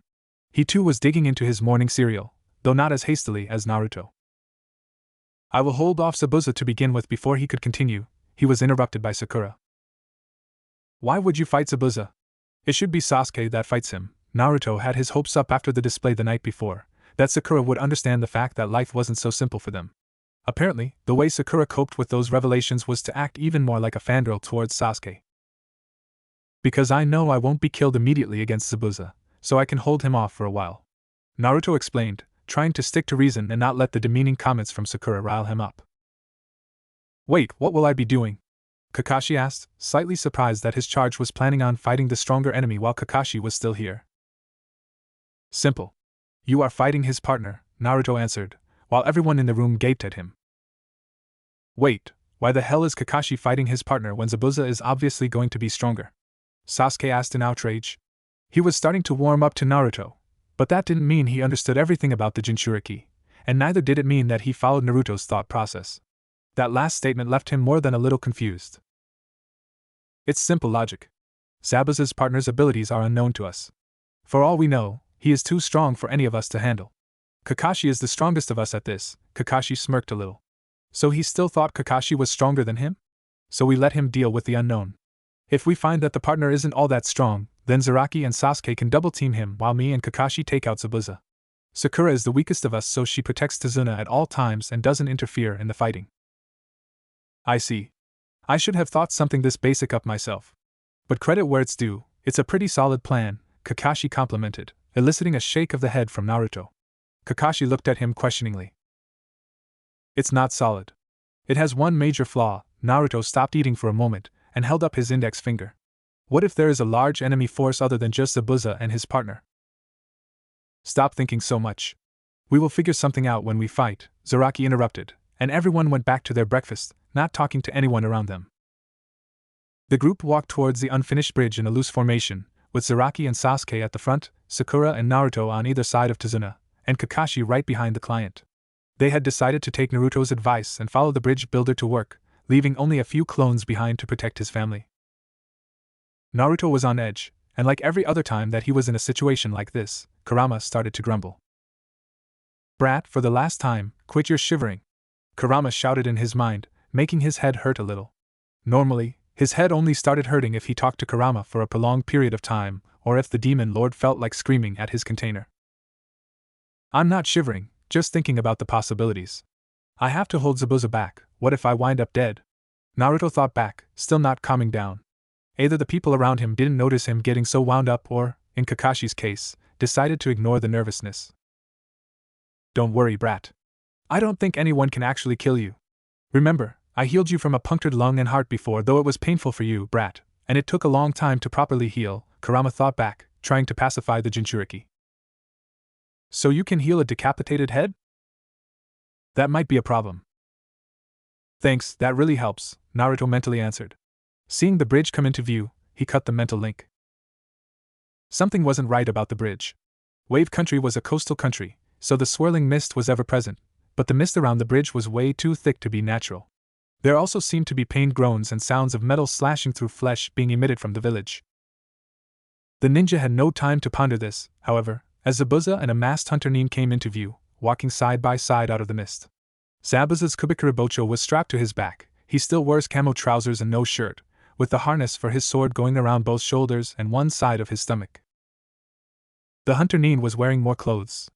Other than the mask, he was wearing a light blue kimono, with pink flowers dotted here and there, along with gray trousers that came up to his shins, secured around his shins with ninja wraps to prevent any snagging.